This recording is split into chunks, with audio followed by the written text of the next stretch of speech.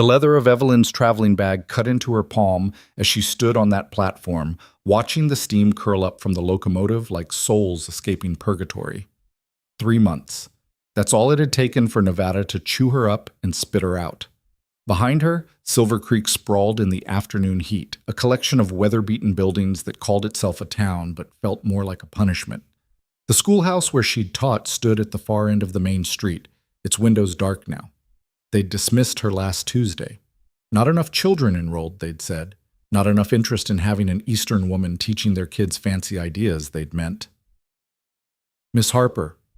Cole's voice cut through the mechanical hiss of the waiting train. She didn't turn around, couldn't turn around, because if she looked at him, she might do something stupid. Again.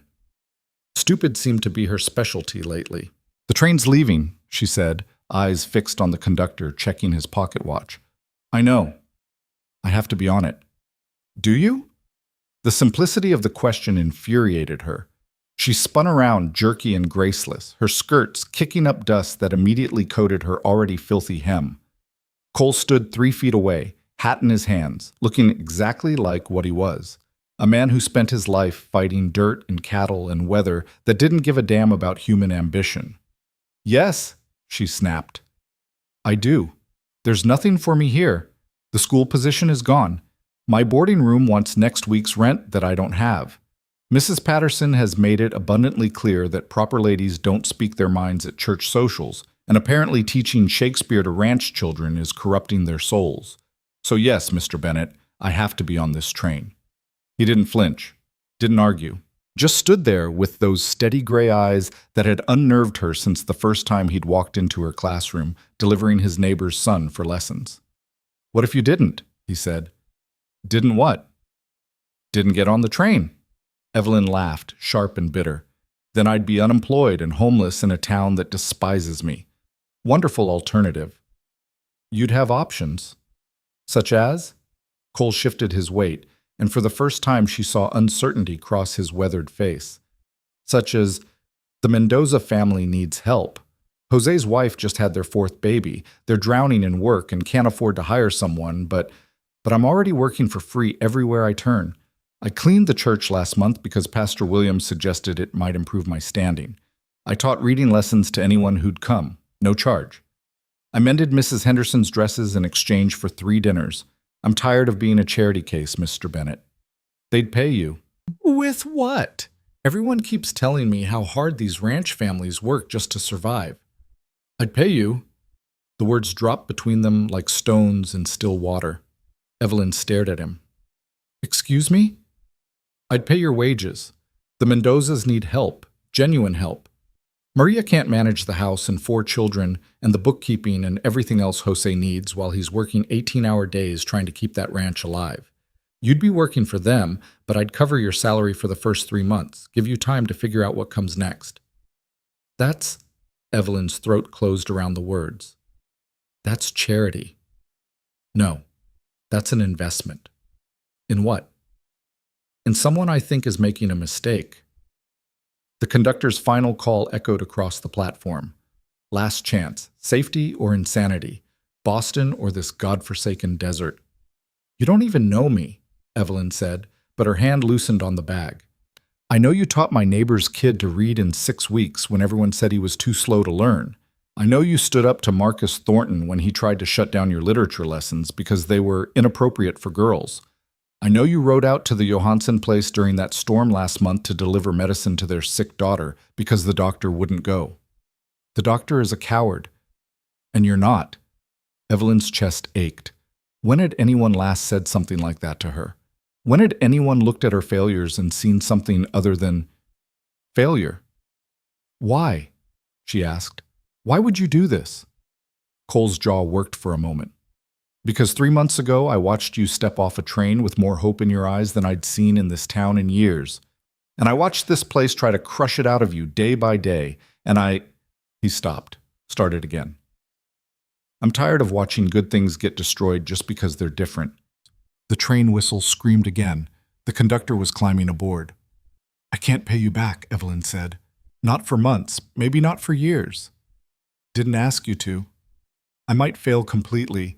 The Mendozas might hate me. I might prove everyone in this town right about Eastern women being useless out here. Might. I might, her voice cracked. I might get my heart broken even worse than it already is. Cole's expression softened, just barely. Yeah, you might. The train lurched, metal grinding against metal. Evelyn looked at it. At her escape, her retreat, her return to a life where she'd at least know the rules, even if she'd suffocate following them. Her mother's disappointed face. Her father's resigned silence. The society that had already measured her and found her wanting, long before she'd fled west. Then she looked at Cole, at this man who'd stopped her not with force, but with possibility. 3 months, she said. Well, 3 months. And if it doesn't work, then you go. No one stops you. Evelyn dropped her bag. The train pulled away in a thunder of steam and smoke, and she watched it disappear around the bend, carrying with it every sensible choice she might have made.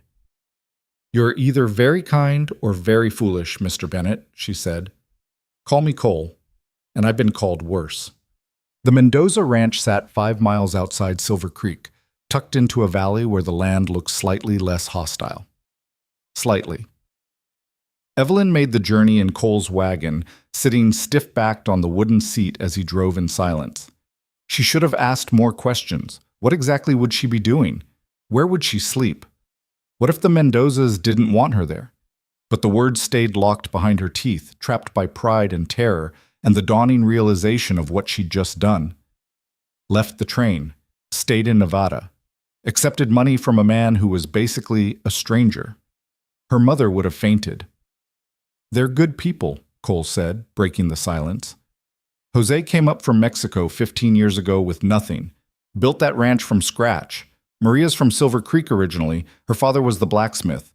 They work hard. Real hard. Probably too hard. Most people out here do, from what I've seen. Yeah. Cole glanced at her.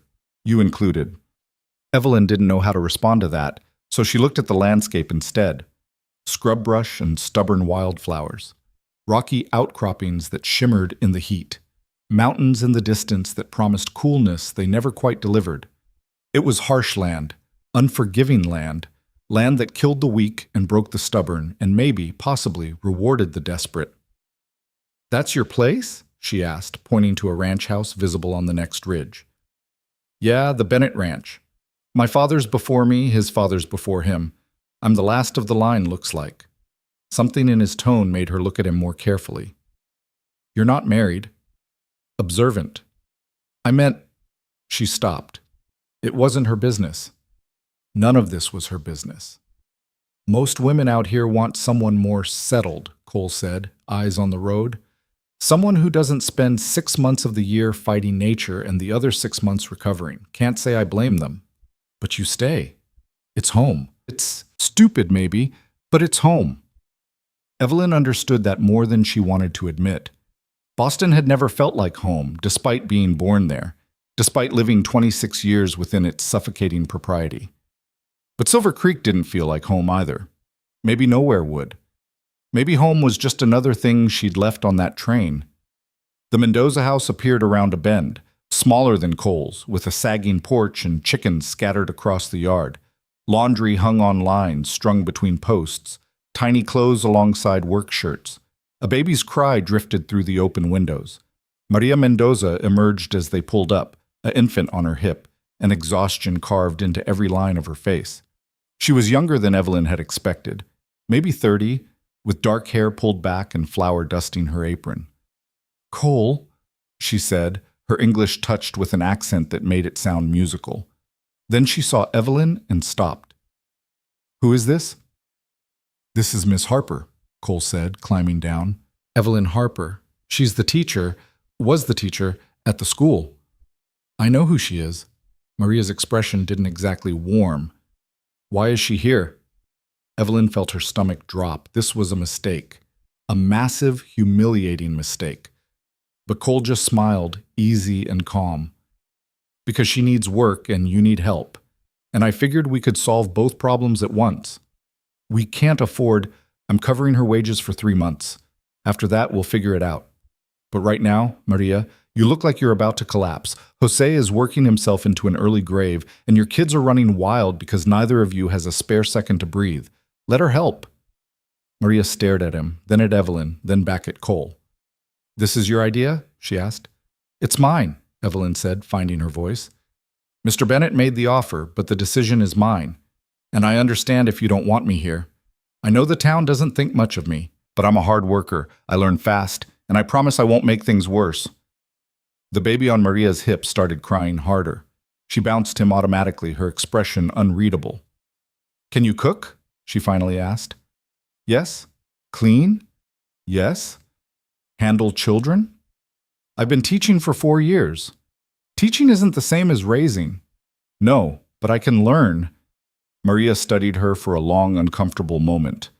Evelyn forced herself not to look away, not to fidget, not to show the panic climbing her spine. "1 week," Maria said. "Trial. If it doesn't work, you go. No hard feelings." "That's fair. And Cole pays you directly. I don't want Jose thinking we're taking charity." "Understood." Maria turned to Cole. "You're too soft." "Been told that before." "You're going to get hurt." "Been told that too." She shook her head, but something in her face had softened. "Come inside, Miss Harper. I'll show you where you'll sleep." The room was barely a room, more like a storage space that had been hastily cleared. A narrow bed, a washstand, a trunk for clothes. The walls were thin enough that Evelyn could hear everything happening in the house. Children laughing, the baby crying, Jose's deep voice as he came in from the afternoon work. She sat on the bed and put her face in her hands. What had she done? A knock on the door made her look up. Maria stood there with a bundle of linens. "The sheets are clean," she said, setting them on the bed. "Supper is at 6. You'll eat with us." "Thank you." Maria didn't leave. She stood there studying Evelyn with those dark, tired eyes. "Why did you really stay?" she asked. "Cole's money isn't enough reason to give up going home." Evelyn's throat tightened. "Boston isn't home." "Then what is?" "I don't know. I thought it might be here, Silver Creek, teaching, making a difference. But the town made it very clear I was wrong." "The town makes a lot of things clear," Maria said dryly. "Doesn't mean they're right. You don't even know me." "No, but I know Cole, and he doesn't do things like this for people he doesn't believe in." She paused. "Also, I'm desperate. So there's that." Despite everything, Evelyn laughed. It came out shaky and a little broken, but it was a laugh. Maria almost smiled. "Supper at 6, she repeated, and left. The first week was hell. Not because the Mendozas were cruel, they weren't. Not because the work was too hard. It was hard, but Evelyn had expected that. No, it was hell because she was terrible at everything. The bread she baked came out dense and gummy. The chickens pecked her when she tried to collect eggs. She nearly gave the baby a rash because she used the wrong soap. She broke a plate, scorched a pot, and accidentally let the goats into the vegetable garden. "I'm so sorry," she said for the 100th time, chasing a goat while Maria's 3-year-old daughter laughed hysterically. "I thought the gate was latched." "It's fine," Maria called from the porch, but her tone suggested it very much wasn't fine. Evelyn finally caught the goat, dragged it back to the pen, and double-checked every latch, then triple-checked. Her hands were shaking. She was going to fail. Again.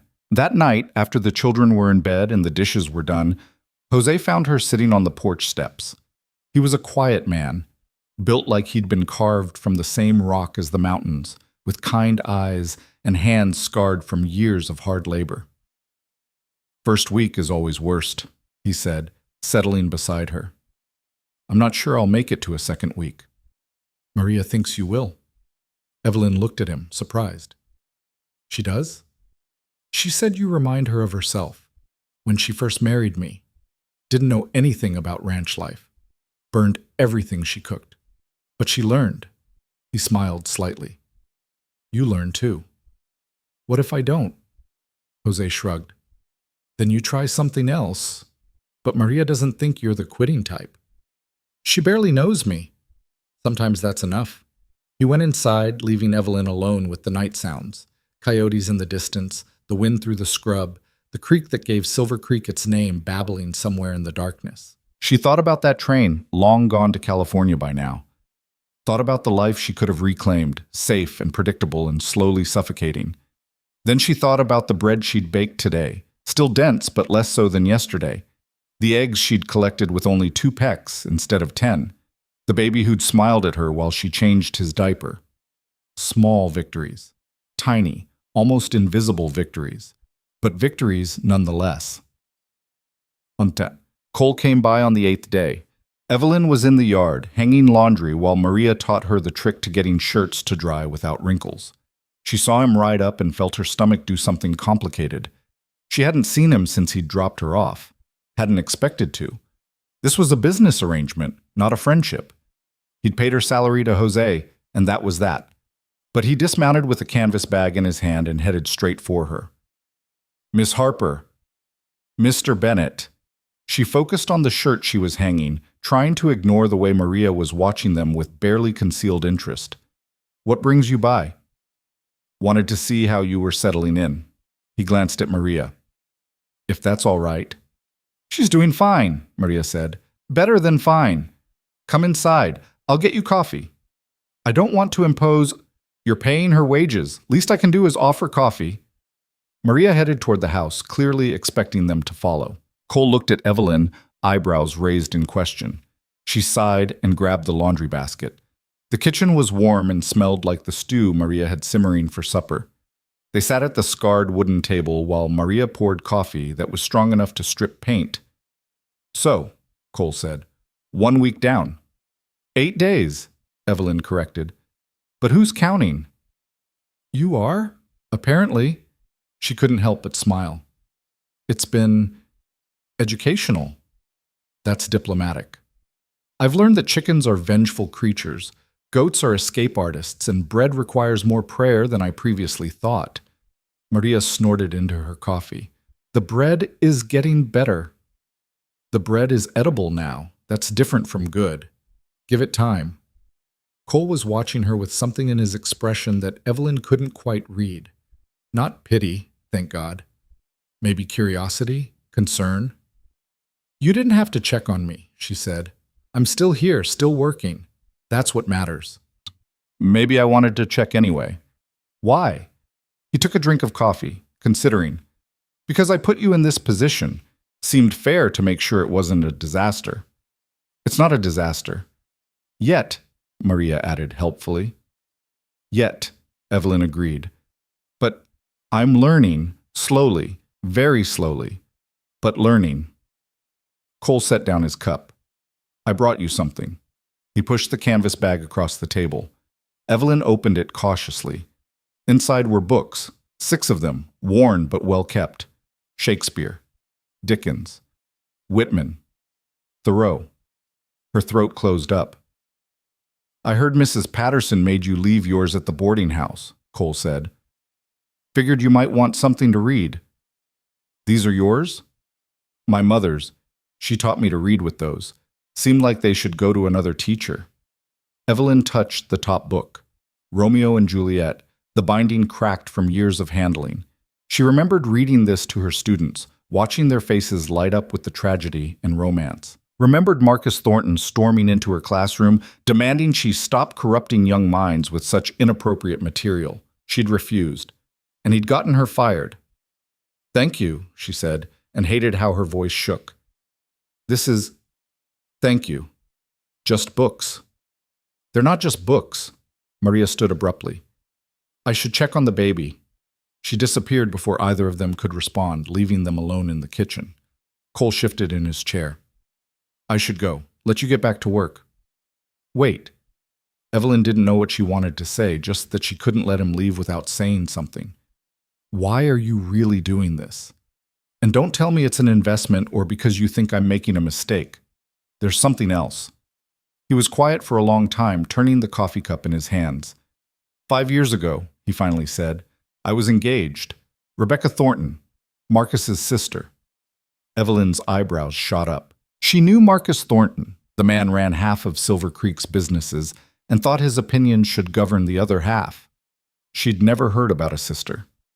She died, Cole continued. Fever, middle of winter. We were supposed to get married that spring. He stared at the cup. Before she got sick, she was teaching piano lessons to some of the kids in town. Nothing fancy, just trying to bring a little culture to Silver Creek. Marcus hated it, thought it was frivolous, kept telling her to stop wasting time, get married, have babies, be a proper woman. Let me guess, Evelyn said quietly. She didn't stop. She didn't stop. And when she died, Marcus acted like it was some kind of lesson from God, like she'd been punished for stepping out of her place. Cole's jaw tightened. I didn't argue with him, didn't defend her. I was grieving and angry, and I just let him say those things. That wasn't your fault. Maybe, but I've regretted it ever since. He finally looked at her. When I saw you fighting for your school, standing up to Marcus, refusing to quit even when the whole town wanted you gone, I saw Rebecca, what she could have been if she'd lived, if she'd had more time, and I thought, I can't give her that time back, but maybe I can give it to you. Evelyn's eyes burned. She blinked hard, refusing to cry in front of this man who'd already seen too much of her vulnerability. I'm not her, she said. I know. I'm not trying to be. I know that too. Then why? Because you deserve a chance, Cole said simply. That's all. No hidden agenda, no expectations, just a chance. The baby started crying upstairs. Maria's footsteps moved across the floor. Normal sounds of a normal evening in a normal house. Except nothing about this felt normal. 3 months, Evelyn said. 3 months. And then I'll figure out what comes next. Cole stood, settling his hat on his head. That's all anyone can do. He left, and Evelyn sat alone in the kitchen with her mother-in-law's books and a cup of cooling coffee, and the terrifying, exhilarating feeling that she'd just stepped off another train, this one with no return ticket at all. The second week was marginally better than the first. Evelyn's bread achieved something close to edible. The chickens pecked her less, and she only broke one dish. Small victories, but she was learning to take them. Maria taught her how to make tortillas, a process that looked deceptively simple and was actually incredibly difficult. The dough had to be just right. Too dry and it cracked, too wet and it stuck, just right, and it rolled out thin and cooked up perfect. You're thinking too hard, Maria said, watching Evelyn wrestle with yet another stubborn ball of dough. There's a correct way to do this. I'm trying to find it. There's no correct way. There's just the way that works for your hands, your strength, your kitchen. Maria took the dough, rolled it out in 3 quick motions, and tossed it onto the hot griddle. Feel, don't think. I'm not good at not thinking. I noticed. They worked in companionable silence for a while, the rhythm of rolling and cooking somehow soothing. Outside, Jose was teaching his oldest son how to mend fence. The middle child was supposed to be doing homework, but was actually playing with the chickens. The baby was napping, a blessed quiet moment. Can I ask you something? Evelyn said. Yes. Why did you really let me stay, that first day? You could have said no. Maria flipped a tortilla. Jose and I came to Silver Creek with nothing. His family thought he was crazy leaving Mexico.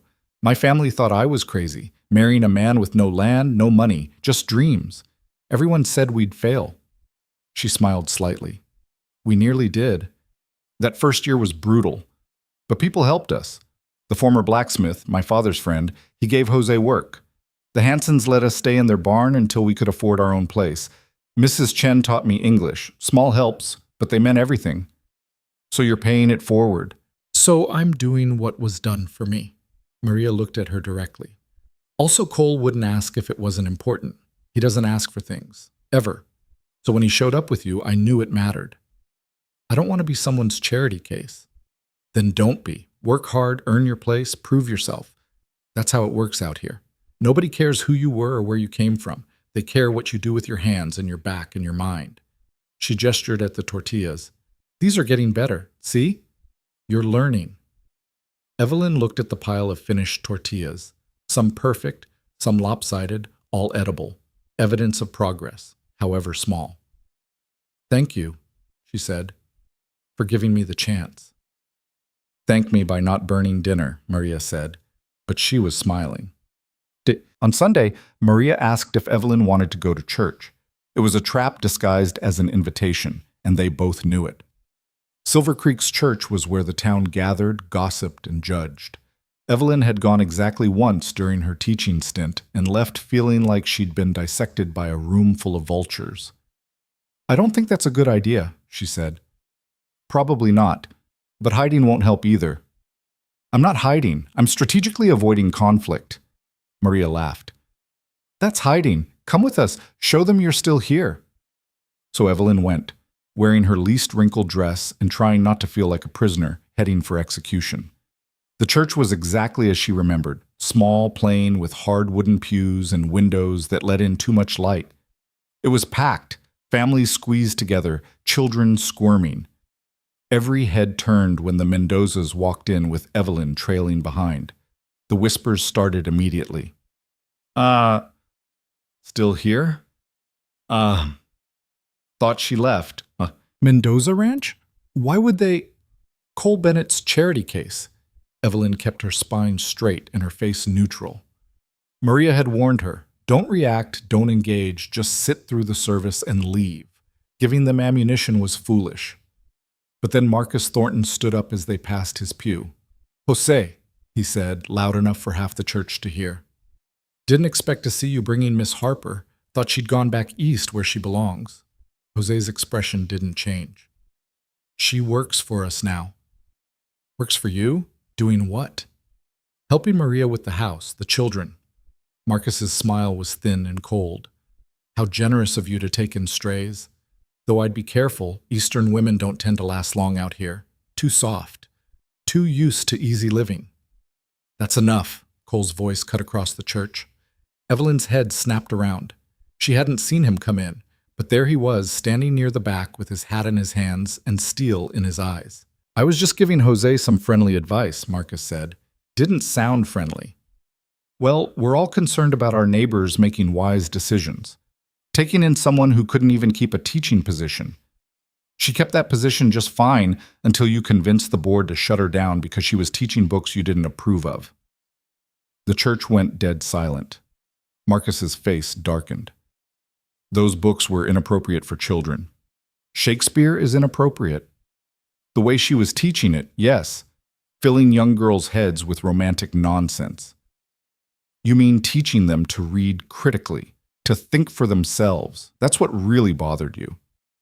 "Cole," Pastor Williams said from the pulpit, his tone warning, "perhaps we should—" "No." Cole moved down the aisle, and Evelyn's heart hammered against her ribs. This was it, the moment where she'd caused a complete disaster. Marcus has been running this town like his personal kingdom for too long, deciding who's worthy, who gets to stay, who gets pushed out. "Well, Miss Harper is staying. She's working for the Mendozas, and I'm paying her wages, and if anyone has a problem with that, they can take it up with me." Marcus stood. They faced each other across 3 pews, tension crackling like lightning about to strike. "Your mother would be ashamed," Marcus said quietly. "Rebecca would be ashamed, throwing away your dignity for some Eastern spinster who—" Cole moved so fast that Evelyn barely saw it. One moment he was standing still, the next he had Marcus by the shirt, pulled half over the pew. "Don't," he said, voice deadly calm. "Bring them into this." "Cole!" Jose was moving, pulling him back. Other men joined in, separating them before it could turn into a full fight. Evelyn stood frozen, horrified and awed and terrified all at once. The church erupted in chaos, people shouting, the pastor trying to restore order, children crying. Maria grabbed Evelyn's arm. "We're leaving," she said. "Now." They fled, practically running to the wagon. Jose and Cole followed moments later, both of them grim-faced and silent. The ride back to the Mendoza Ranch felt like it took hours. Finally, Jose spoke. "That was stupid, Cole. I know. Marcus will make trouble for all of us now. I know. You can't fight every battle for her. Wasn't fighting for her. Was fighting for Rebecca. Should have done it 5 years ago." Jose sighed. "Still stupid." They pulled up to the ranch. Cole climbed down, nodded to Jose, and turned to Evelyn. She was still in the wagon bed with Maria and the children, feeling like the center of a disaster she hadn't meant to cause. "I'm sorry," Cole said. For what? For making a scene, for drawing more attention to you, for... Don't. Evelyn climbed down, ignoring Maria's hand trying to stop her. She walked right up to Cole, close enough to see the bruise forming on his jaw where Marcus had gotten one hit in. Don't apologize for standing up for what's right. Don't apologize for defending your beliefs. And don't you dare apologize for defending Rebecca's memory. But now Marcus was always going to be a problem. At least now he knows we won't back down. She stopped, hearing what she'd just said. We. When had it become we? Cole heard it too. Something shifted in his expression, softened. You're braver than you give yourself credit for, he said. I'm terrified. Doesn't make you less brave. He left before she could respond, riding back toward his ranch while the afternoon sun painted everything gold. Maria appeared at her elbow. Well, she said, that was interesting. That was a disaster. Maybe, or maybe that was necessary. She headed toward the house. Either way, supper won't cook itself. Come on. Marcus made his move 3 days later. Jose came back from town with his face like stone. He gathered Maria and Evelyn in the kitchen after the children were in bed. The bank is calling in our loan, he said. Maria went pale. What? Marcus sits on the board. He convinced them we're overextended, too risky. They want payment in full by the end of the month or they'll foreclose. But we've never missed a payment. Doesn't matter. They have the right to call it in if they think the loan is at risk. How much do we owe? Evelyn asked quietly. Jose told her. It was a staggering sum, more than she'd make in 5 years of teaching, even if they'd kept her on. We don't have it, Maria said. Her voice was steady, but her hands were shaking. Even if we sold everything, we couldn't cover it. I know. They sat in the heavy silence of impending ruin. Everything the Mendozas had built, about to be destroyed because of Marcus Thornton's petty revenge, because of Evelyn. I'll leave, she said. I'll go back to Boston tomorrow. Maybe if I'm gone, Marcus will back off. No. Jose's tone was absolute. This isn't your fault. Marcus has wanted our land for years. He's just using you as an excuse. But no. He stood. We'll figure something out. We always do. He left, but Maria stayed, staring at the table. I'm so sorry, Evelyn whispered. I told you. This isn't your fault. Maria looked at her with tired, fierce eyes. Marcus Thornton is a bully and a coward. He's done this to 3 other families that I know of. He'll keep doing it until someone stops him. But we can't give up. That's what he wants, so we fight. But how do you fight a man who owns the bank, runs the businesses, and has the whole town either working for him or terrified of him? Evelyn lay awake that night, staring at the ceiling and listening to the house settle around her. The children breathing in their rooms. Maria and Jose talking in low, worried voices, the wind rattling the windows. She thought about that train again, wondered where it was now, who was riding it, whether they'd made better choices than she had. Then she thought about the books Cole had brought her, about Maria's patience teaching her to make tortillas, about Jose's quiet kindness, about Cole standing up in that church, burning his bridges for a principle, about all the people who'd given her chances she didn't deserve. The idea came slowly, piece by piece, like a puzzle assembling itself in the dark. It was probably crazy, definitely risky. Might blow up in her face completely. But doing nothing was guaranteed failure. At dawn, she dressed quietly and slipped out of the house. The walk to Cole's ranch was 5 miles cross-country, shorter if she didn't follow the roads. Her feet hurt by the time she saw his house on the ridge, but she didn't stop. He was in the barn, mucking out stalls, and looked genuinely shocked when she appeared in the doorway. Evelyn, I need to ask you something. She was breathless from the walk, her skirts filthy. And you can say no. I'll understand completely if you say no. But I have to ask. He set down the pitchfork. What is it? How much do you have saved? Cole blinked. What? Money. Savings. How much? That's not really... Please, I need to know. He studied her for a long moment. About $2,000.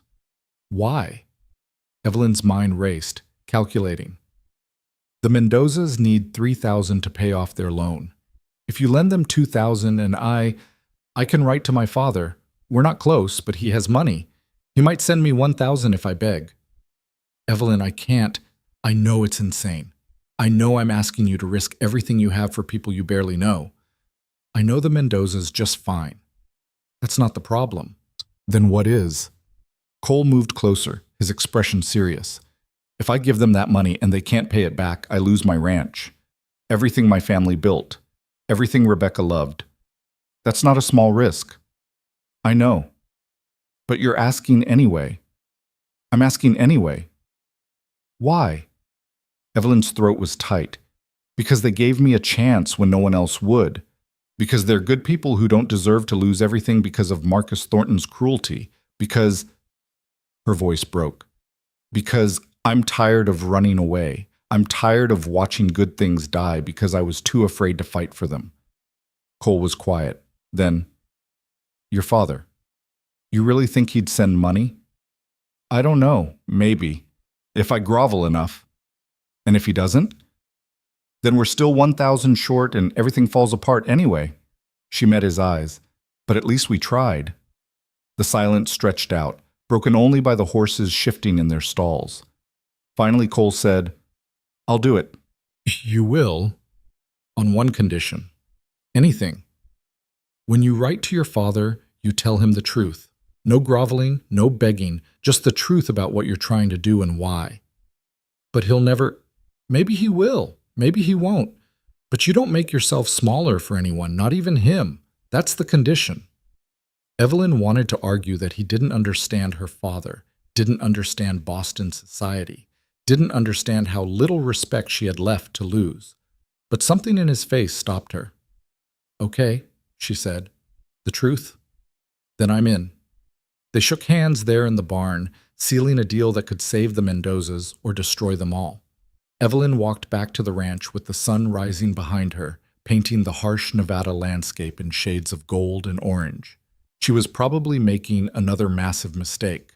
But for the first time since stepping off that train 3 months ago, she felt like she was making her own choice. Win or lose, succeed or fail, this was hers. And that had to count for something. The letter to her father took Evelyn 3 days to write. She went through 7 drafts, each one more honest and less apologetic than the last. Cole's condition echoed in her head every time she tried to soften the truth or make herself smaller. No groveling, no begging, just the truth. The final version was short and direct. She explained the situation with the Mendozas, Marcus Thornton's vindictive loan call, and what she and Cole were trying to do. She asked for $1,000 as a loan, not a gift, and promised to pay it back even if it took years. She didn't apologize for leaving Boston, didn't apologize for her choices, didn't apologize for existing. That's it? Maria asked when Evelyn sealed the envelope. That's it. No, dear Papa, I've seen the error of my ways. Cole made me promise not to grovel. Maria smiled slightly. Smart man. They mailed it the next morning. Jose came with them into town, his presence a silent shield against the stares and whispers that followed them down Silver Creek's main street. News of the church confrontation had spread, mutating with each retelling until half the town thought Cole had actually thrown a punch, and the other half thought Evelyn had somehow seduced him into defending her honor. Ignore them, Jose muttered as they passed a cluster of women outside the general store. They have nothing better to do than gossip. But ignoring it was like ignoring a swarm of wasps. The buzzing followed them everywhere. At the post office, the clerk took Evelyn's letter with obvious reluctance, as if Eastern mail might contaminate his other deliveries. Outside, Marcus Thornton stood talking with 2 other men, and his eyes tracked their every movement. He's watching us, Evelyn said quietly. Let him watch, Jose replied. We're not doing anything wrong. But they all knew that didn't matter. Wrong and right had nothing to do with Marcus Thornton's vendetta. The walk back to the wagon felt longer than it should have. Evelyn's skin crawled with the weight of hostile attention, and by the time they reached the Mendoza ranch, her nerves were shredded. How long until your father responds? Maria asked over supper that night. 2 weeks, maybe 3. Boston's mail is reliable but not fast. And if he says no? Then we find another way. But what other way was there? They'd already committed Cole's life savings. The bank wouldn't negotiate. Marcus had made sure of that. And no other lender would touch them now, not with Thornton's disapproval hanging over the deal. Jose pushed food around his plate, his usual appetite gone. The children sensed the tension and ate in unusual silence. Even the baby seemed subdued, as if the worry in the house had seeped into his infant understanding. That night, Evelyn lay awake again, running calculations in her head. 2,000 from Cole, 1,000 from her father, if he came through. That was 3,000 exactly, which meant no room for error, no margin for unexpected costs. And if her father refused, she forced the thought away.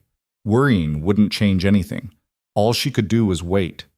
The waiting was torture. Days crawled by with agonizing slowness. Evelyn threw herself into work, trying to exhaust herself enough that sleep would come easier. She scrubbed floors until her hands blistered, practiced tortillas until Maria declared them actually good, helped Jose with ranch bookkeeping, discovering she had a knack for organizing financial chaos into coherent records. "You're good at this," he said, watching her reorganize his ledgers. "I kept books for my father's shipping business before I became a teacher. He said it was inappropriate for a woman, but the accountant he hired kept making errors, so I did it anyway."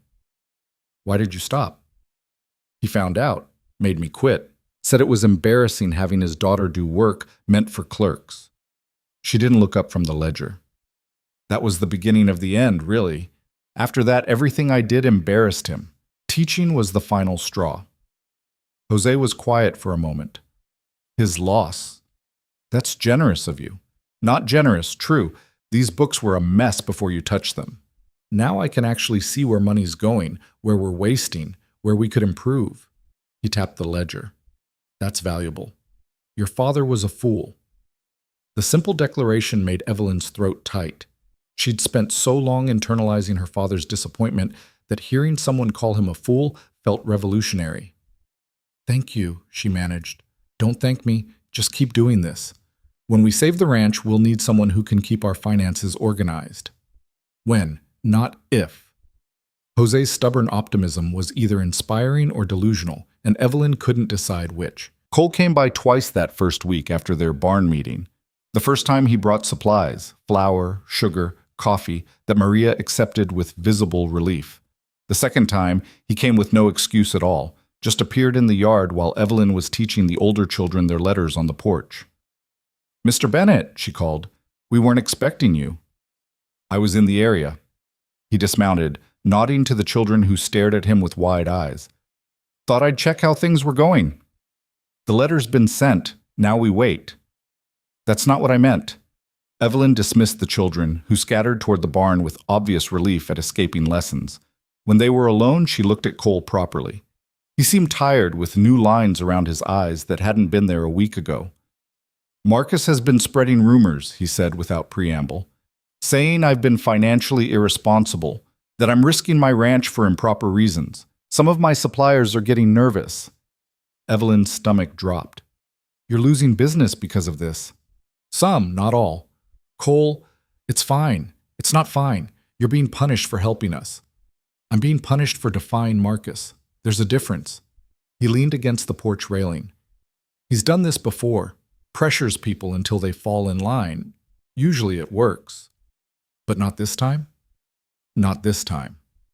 They stood in silence for a moment. A hawk circled overhead, riding thermals in the afternoon heat. Somewhere in the distance, Jose was working with his oldest son, their voices carrying on the wind. "Why did you really come by?" Evelyn asked. Cole hesitated. "I wanted to make sure you weren't having second thoughts. About the letter, about staying. Are you? About the money? No. About watching Marcus try to destroy everyone involved? Yeah, a little. You could still back out. Tell the Mendozas the deal's off. Save your ranch." "I could." He looked at her. "Could you?" Evelyn thought about it, really thought about it. She could pack her bag right now, walk to town, board the next train, leave this mess behind before it swallowed her completely. Let someone else fight Marcus Thornton's battles. "No," she said, "I couldn't." "Then I guess we're both stuck." Stubborn is more accurate. That too. He stayed for supper at Maria's insistence.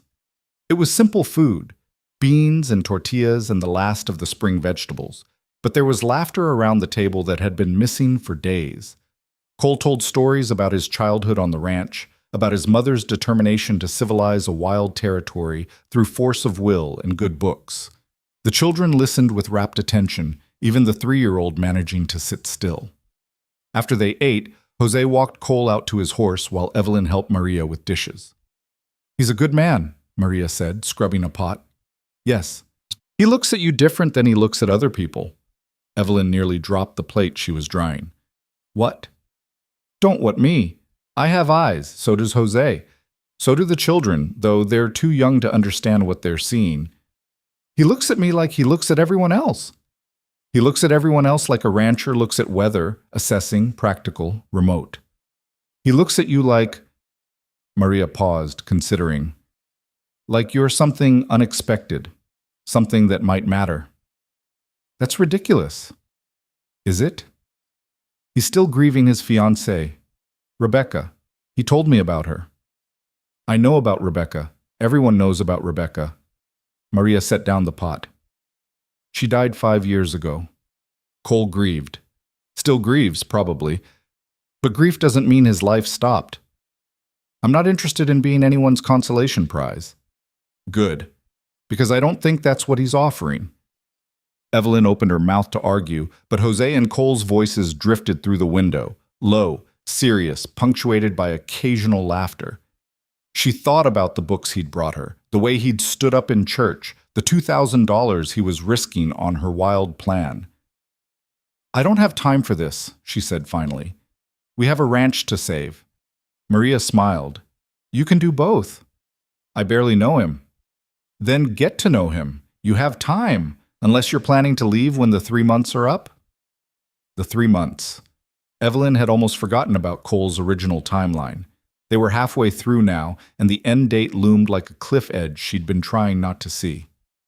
"I don't know what I'm planning," she admitted. "Then figure it out. But while you're figuring, maybe pay attention to what's right in front of you." The second week brought no letter, or the third. By the fourth week, Evelyn was checking the post office daily, making the trip into town despite the whispers and stares. Each time the clerk shook his head, her hope crumbled a little more. "He's not going to respond," she told Maria after another fruitless trip. "You don't know that." "Yes, I do. My father cut me off the day I left Boston. Why would he suddenly decide to help now?" "Because you asked honestly. Because even difficult fathers sometimes surprise us." Maria kneaded bread dough with practiced efficiency. "Or because he's a stubborn fool and you're better off without his money. Either way, we'll manage." But managing was becoming increasingly difficult. The month Jose had to pay the loan was dwindling fast. 2 weeks left. Then 10 days. Then 1 week. Cole came by more frequently now, though he rarely had excuses anymore. He'd appear in the evening, help Jose with whatever needed doing, stay for supper, leave after dark. Sometimes he and Evelyn would sit on the porch after the household settled, talking about nothing and everything. "Tell me about Boston," he said one night. "Why?" "Because you never talk about it. And I'm curious what you left behind." Evelyn watched the stars appear in the darkening sky. Dinner parties where everyone said the same things in the same ways. Society events where your worth was measured by your family name and marriage prospects. A house that felt like a museum, beautiful, cold, full of things you weren't allowed to touch. She paused. My mother crying in her room because I'd embarrassed her again at some function. My father explaining very patiently that my opinions were inappropriate for a woman of breeding. My younger sister looking at me with pity because she understood the rules and I refused to. Sounds suffocating. It was. But it was also safe, predictable. I always knew exactly how disappointed everyone would be.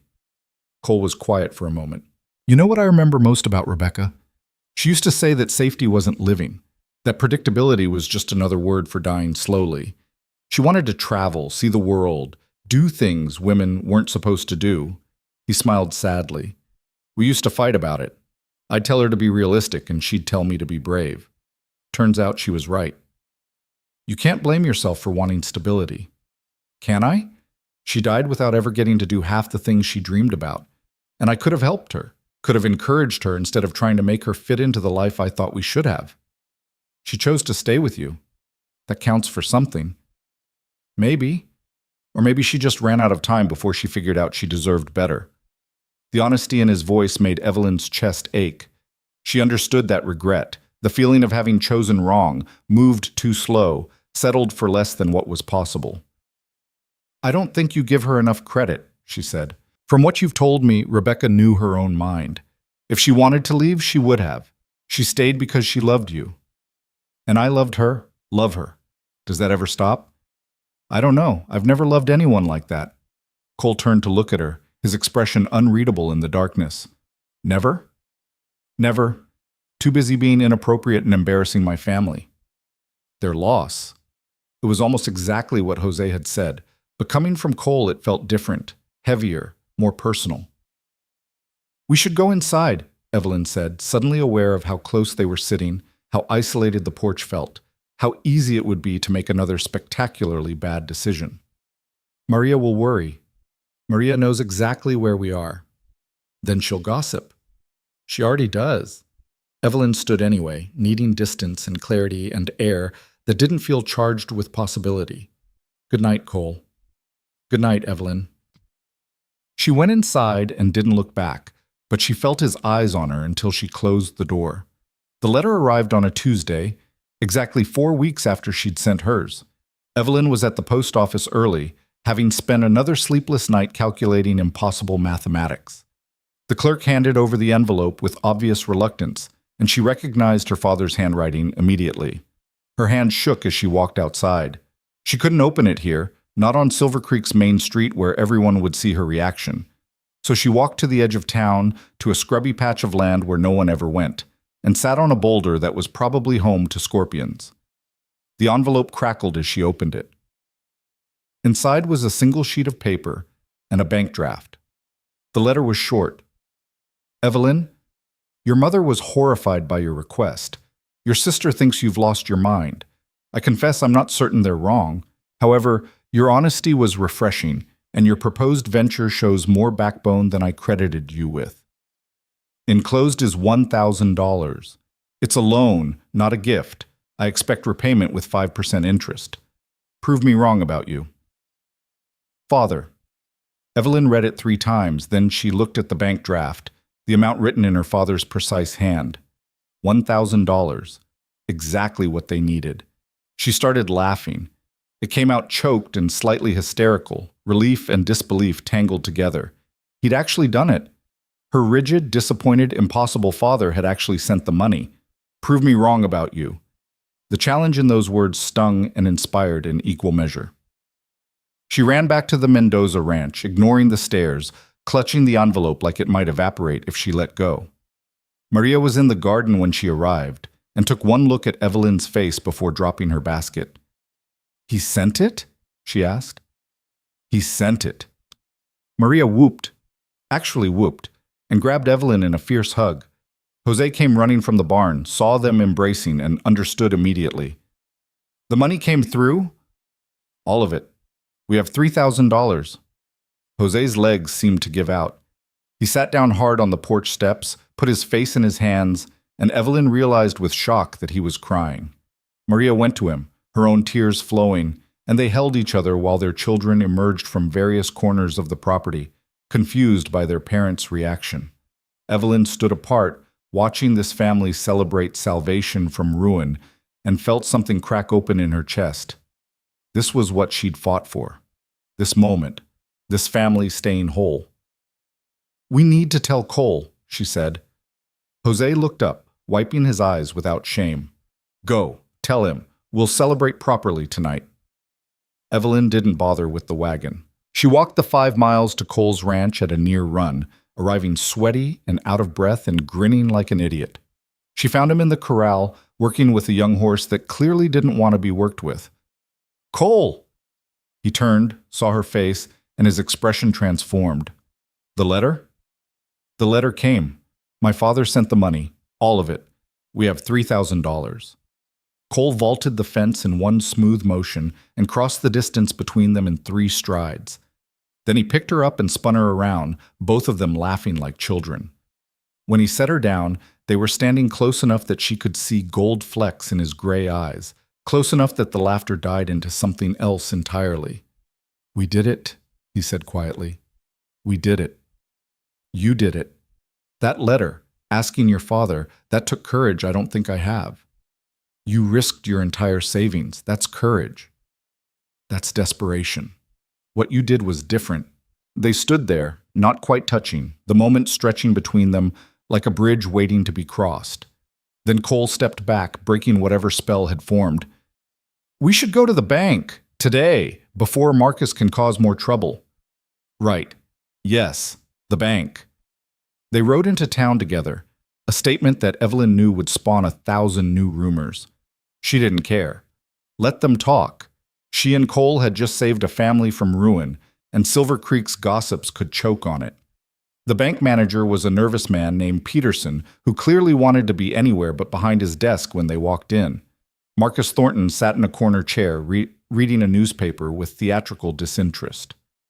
"Mr. Mendoza isn't here?" Peterson asked.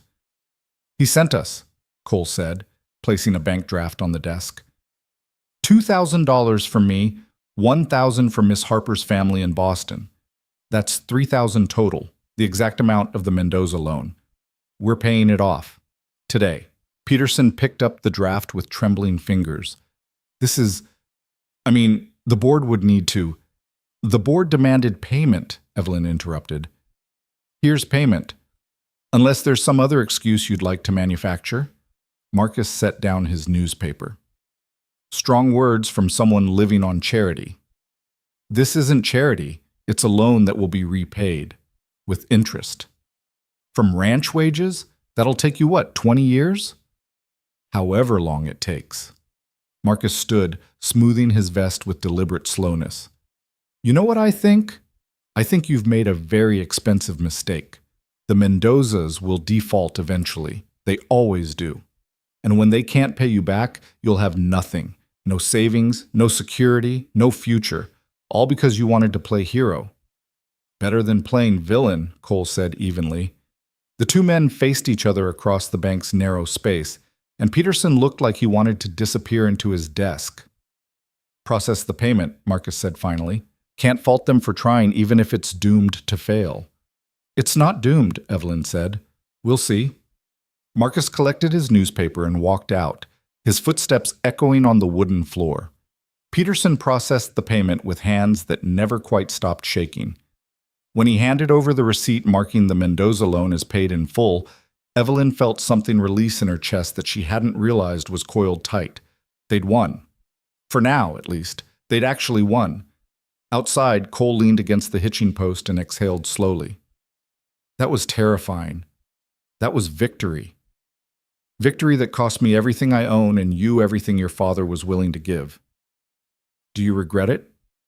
He looked at her, really looked at her, with an intensity that made her skin feel too tight. No, do you? No? Even though Marcus is probably right? Even though this might blow up completely? Even though? Cole smiled. A real smile. The kind that crinkled the corners of his eyes and made him look years younger. You're either very brave or very stupid, Miss Harper. Why not both?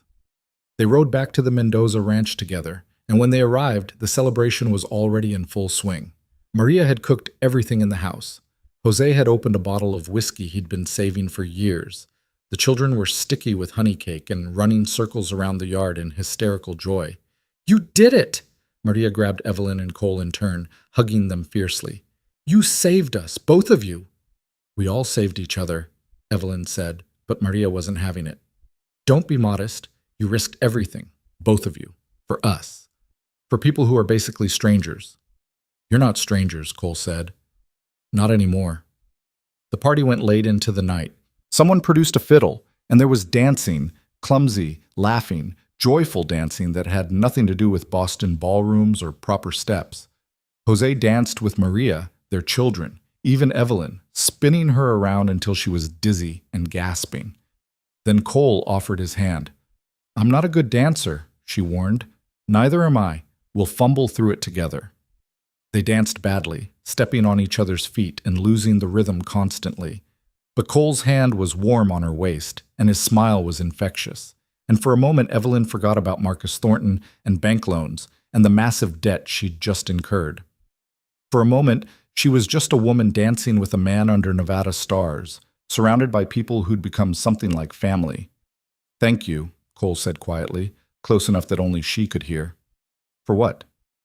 "For not getting on that train." Before she could answer, the song ended and the moment broke. Cole stepped back, nodded to her formally, and went to congratulate Jose again. Evelyn stood in the yard, breathing hard and feeling like she'd just crossed some invisible line without quite meaning to. Maria appeared at her elbow. "Still think you're too busy for this?" "I don't know what you're talking about." "Liar." But Maria was smiling, and so was Evelyn, and maybe, just maybe, that was enough for now. The celebration wound down after midnight. Cole rode home with promises to return soon. The children were carried to bed, sticky and exhausted.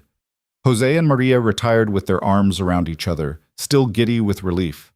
Evelyn sat alone on the porch, too wired to sleep despite her exhaustion. The envelope from her father was still in her pocket, and she pulled it out, reading his words again by moonlight. "Prove me wrong about you." She thought about everything that had happened since she'd stepped off that train, the failures, the humiliations, the small victories. Thought about Maria's patience and Jose's quiet strength and Cole's unexpected partnership. Thought about the choice she'd made on that platform, to stay instead of run. Maybe she'd been wrong about a lot of things. About herself, about what was possible, about whether she deserved to fight for something bigger than her own survival. Or maybe she was just getting started. Inside, the baby cried. Maria's footsteps creaked across the floor. Normal sounds of a normal night in a house that almost hadn't survived to see it. Evelyn folded the letter carefully and stood. Tomorrow, they'd figure out how to pay back the loans. Tomorrow, she'd face whatever new schemes Marcus Thornton was plotting. Tomorrow, she'd deal with the complicated feelings that were developing for a certain rancher. But tonight, she just breathed in the Nevada air, harsh and dry and somehow perfect, and let herself feel something she hadn't felt in months. Hope. The hope lasted exactly 3 days. On Thursday morning, Evelyn was in the garden with Maria's daughter, teaching her to identify edible plants when Cole appeared on horseback, riding faster than was safe. He pulled up hard enough that his horse skittered sideways, foam flecking its neck.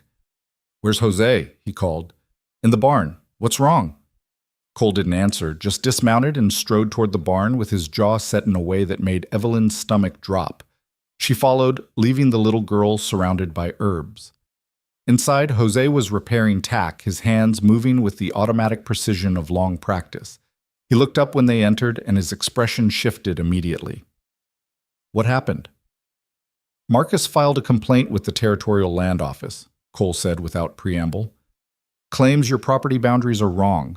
Says you've been grazing cattle on public land without permits." Jose's face went carefully blank. "That's not true." "I know it's not true." "You know it's not true. Doesn't matter. The land office is sending an inspector next week to survey your property lines." "So we show him the deed, the original survey markers?" "The original survey was done 12 years ago. Markers can shift, boundaries can be disputed, and if the inspector decides in Marcus's favor, you lose 20% of your grazing land, maybe more." The leather strap Jose was holding fell from his hands. 20% would destroy us. We barely make it as is. That's the idea.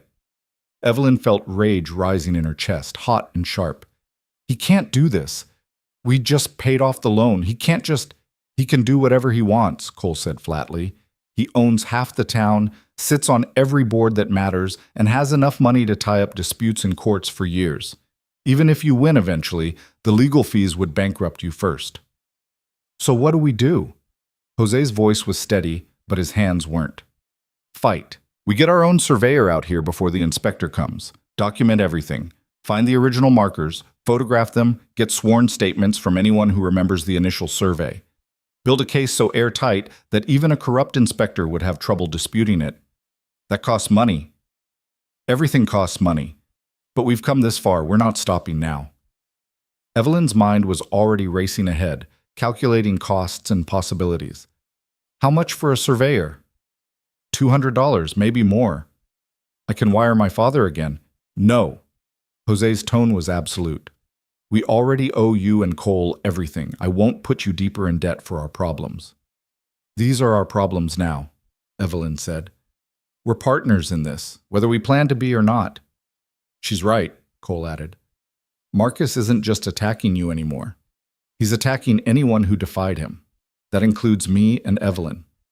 So this stops being about pride and starts being about survival. Jose looked between them, something complicated working across his face. Finally, he nodded. Okay, we hire a surveyor, but I pay you back for this too, even if it takes the rest of my life. Deal. They shook hands, three people who'd been strangers months ago now bound together by debt and defiance. Maria appeared in the barn doorway. I heard horses. What's going on? Jose told her. She listened without interrupting, her expression growing harder with each sentence. That bastard, she said when he finished. That absolute bastard. Maria. No, I'm tired of being polite about Marcus Thornton. He's a bully and a coward who can't stand seeing other people succeed. She turned to Cole. Get the surveyor. Get 10 surveyors if you need to. We're not losing this ranch. Yes, ma'am. Maria stalked back toward the house, muttering what sounded like extremely creative Spanish curses. Jose watched her go with something like admiration. 20 years married, he said, and she still surprises me. The surveyor arrived 2 days later, a precise man named Whitmore, who wore spectacles and carried instruments that looked like they belonged in a scientist's laboratory. He spent 3 days walking every inch of the Mendoza property, taking measurements, consulting old maps, searching for the original boundary markers. Evelyn followed him on the second day, notebook in hand, documenting everything. She'd appointed herself the expedition's secretary, figuring that detailed records might matter if this ended up in court. This marker here, Whitmore said, pointing to a pile of stones that looked like any other pile of stones, is original. See the chisel marks? That's the surveyor's signature, so to speak. Each man had his own pattern. Evelyn sketched it carefully. And you're certain the boundaries are correct? As certain as I can be without the original surveyor's notes, which were lost in a fire 6 years ago. Convenient timing, that fire. You think someone destroyed them deliberately?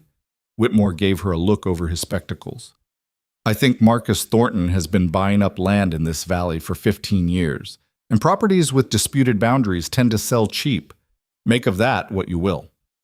Evelyn made of it exactly what he implied, and the rage that had been simmering since Cole's arrival crystallized into something cold and determined. That evening, she cornered Jose in his makeshift office, a corner of the bedroom with a battered desk and papers everywhere. We need to go on offense, she said. Jose looked up from his ledgers. What do you mean? Marcus keeps attacking because we keep defending. We need to hit back, make him vulnerable, force him to fight on multiple fronts instead of focusing all his energy on destroying us. And how do we do that?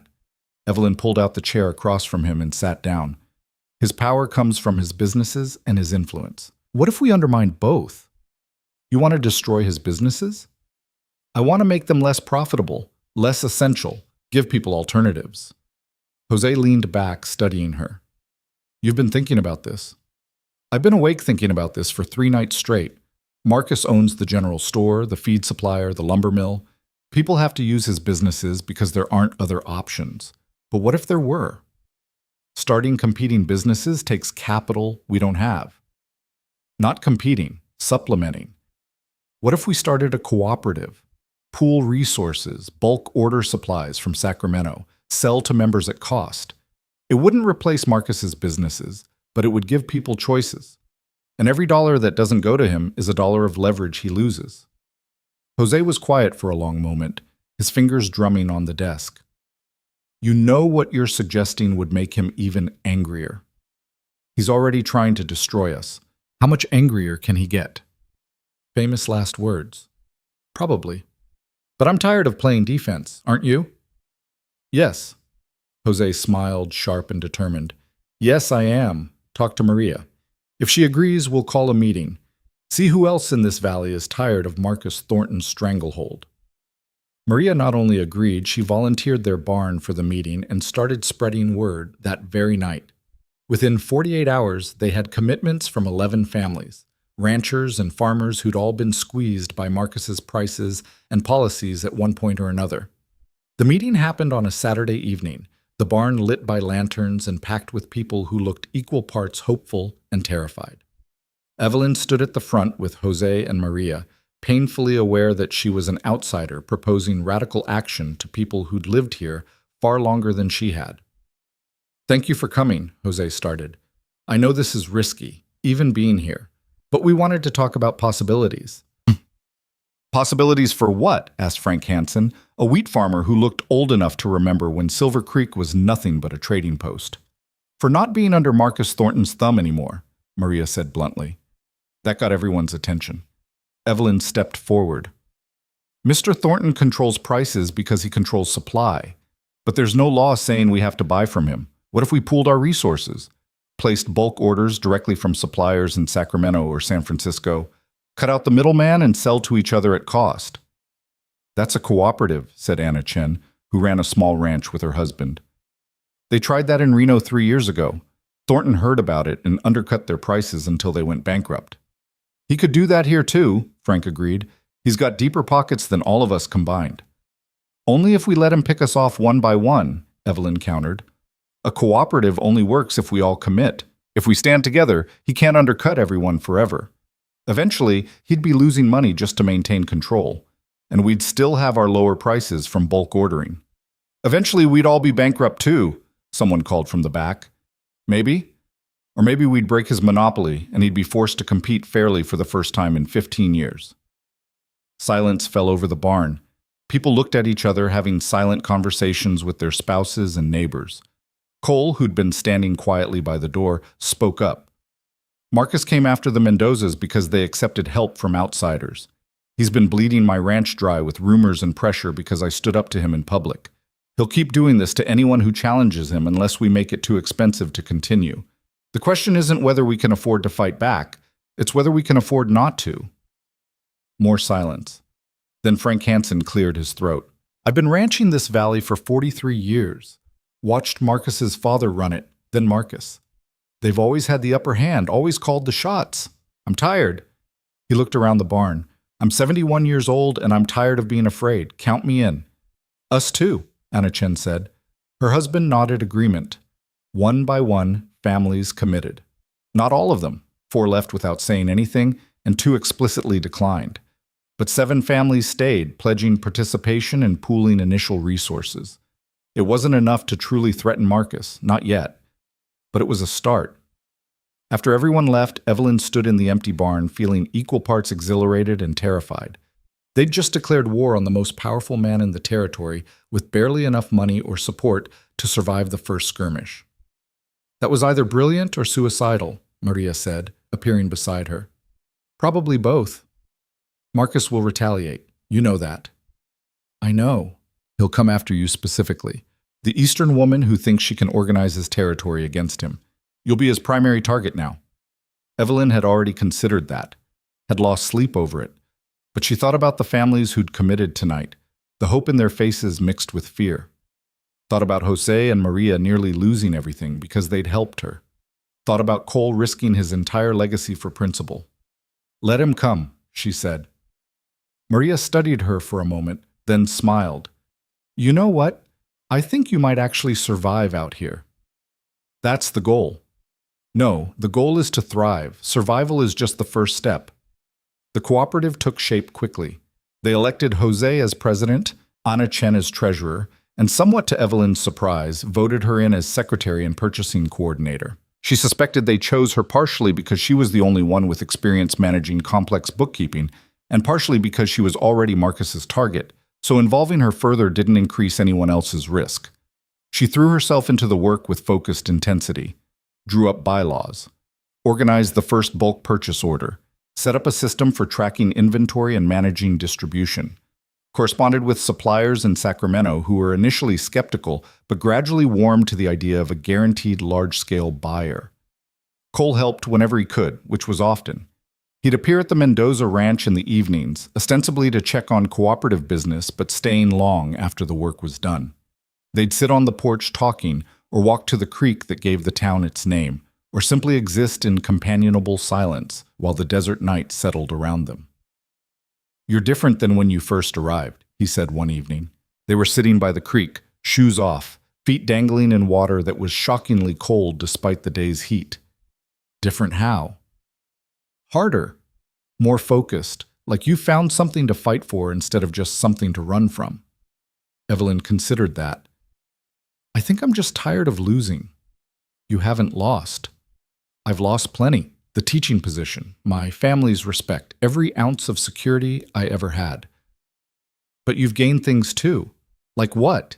Debt? Enemies? A community that half hates me?" Cole kicked water at her, splashing her skirt.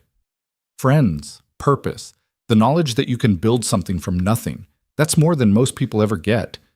She wanted to argue but couldn't quite manage it, because he was right, in an infuriating way. She had gained things, even if they weren't the things she'd expected when she'd first stepped off that train. "What about you?" she asked. "What have you gained?" Cole was quiet for a long moment, staring at the water flowing past. "Honestly, I don't know yet. Ask me again when this is all over." "You think it'll be over?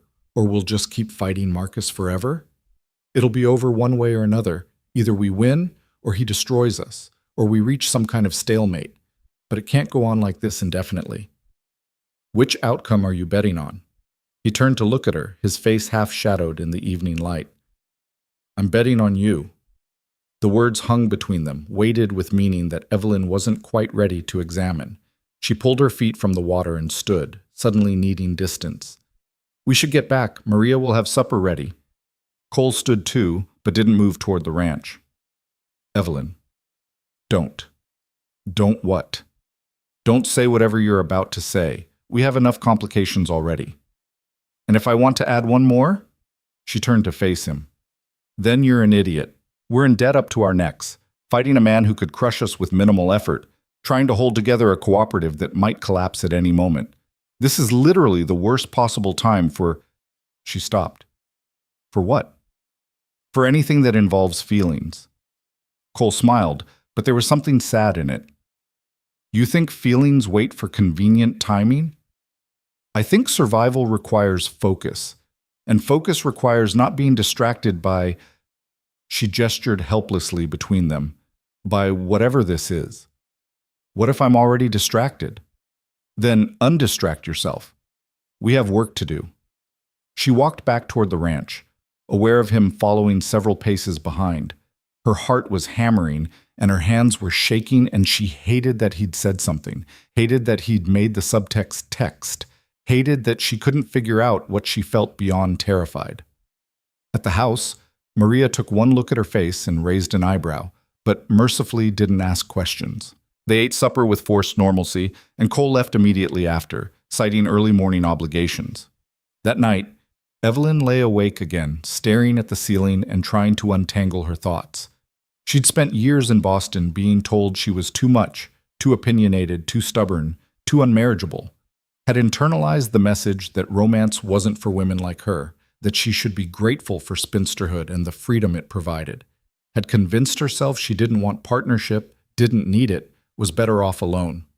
But Cole looked at her like she was exactly enough, like her sharp edges weren't flaws but features, like her fight and fire were things to be admired rather than corrected.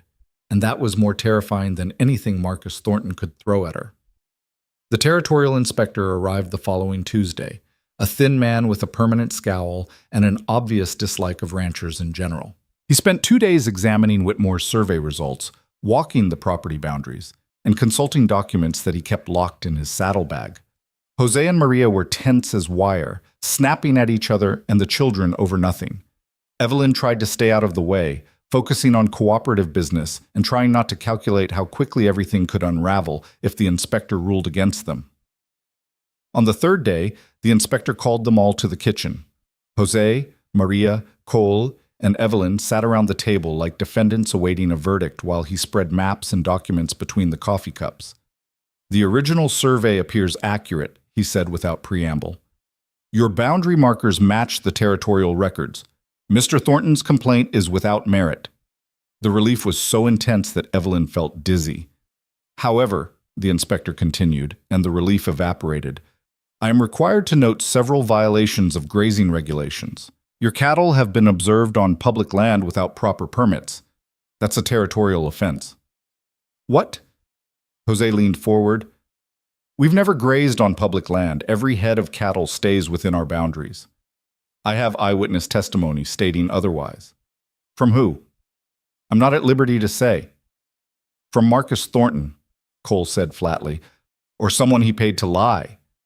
The inspector's expression didn't change. The source of the testimony is irrelevant. The regulations require permits for public land grazing. You don't have them. That's a violation. Because we haven't grazed on public land, Maria said, her voice dangerously calm. So we didn't need permits. Nevertheless, I'll be filing a report recommending fines totaling $500. The number landed like a physical blow. $500 they didn't have, for violations they hadn't committed, based on testimony from people who were almost certainly lying. This is corrupt, Evelyn said. You know it's corrupt. The inspector finally looked at her. I know I'm doing my job according to territorial law. If you disagree with my findings, you're welcome to appeal through proper channels, which will take months and cost more in legal fees than the fines themselves, Cole said bitterly. That's not my concern. He packed up his documents and left, and they sat in stunned silence around the kitchen table. $500, Jose said eventually, on top of everything we already owe. We'll appeal, Evelyn said. Fight it in court. With what money? What time? Marcus will just drag it out until we're bankrupted by legal fees. Jose's voice was flat, defeated. Maybe we should just sell. Cut our losses before it gets worse. No. Maria's tone was absolute. We don't sell. We don't quit. Maria said, no. You think Marcus stops with us? He'll go after the cooperative next, then Cole, then anyone else who dared stand against him. Someone has to draw a line. And we're already financially destroyed. What difference does it make? It makes all the difference. Maria stood, her chair scraping loudly. We fight or we die trying. Those are the only two options I'm willing to consider. She left the kitchen. They heard her footsteps on the stairs, the bedroom door closing. Jose put his head in his hands. She's going to get us killed. Or she's going to save us, Evelyn said quietly. She's right, you know. If we fold now, Marcus wins everything, not just your ranch, everything we've been building. The cooperative is a fantasy, Evelyn. 7 families with barely enough resources to survive, let alone challenge Thornton's empire. It's 7 families more than we had a month ago. Cole, who'd been uncharacteristically silent, finally spoke. I might have an idea. They both looked at him. It's risky, he warned. Possibly stupid. But Marcus's power comes from information and intimidation. What if we undermined both? How? He uses rumors and pressure to control people. What if we did the same to him, started spreading stories about his business practices, his questionable land deals, the families he's bankrupted? Make him defend his reputation for once instead of attacking ours. That's fighting dirty, Jose said. He fights dirty every day. Maybe it's time we met him on his level. Evelyn felt something click into place in her mind. Not just rumors, documentation, every shady deal, every suspicious property acquisition, every family he's destroyed. We compile it, organize it, and we spread it, not as gossip, but as evidence. Evidence for what? For a territorial investigation. If we can prove a pattern of corruption and fraud, the authorities would have to act. The authorities are in his pocket.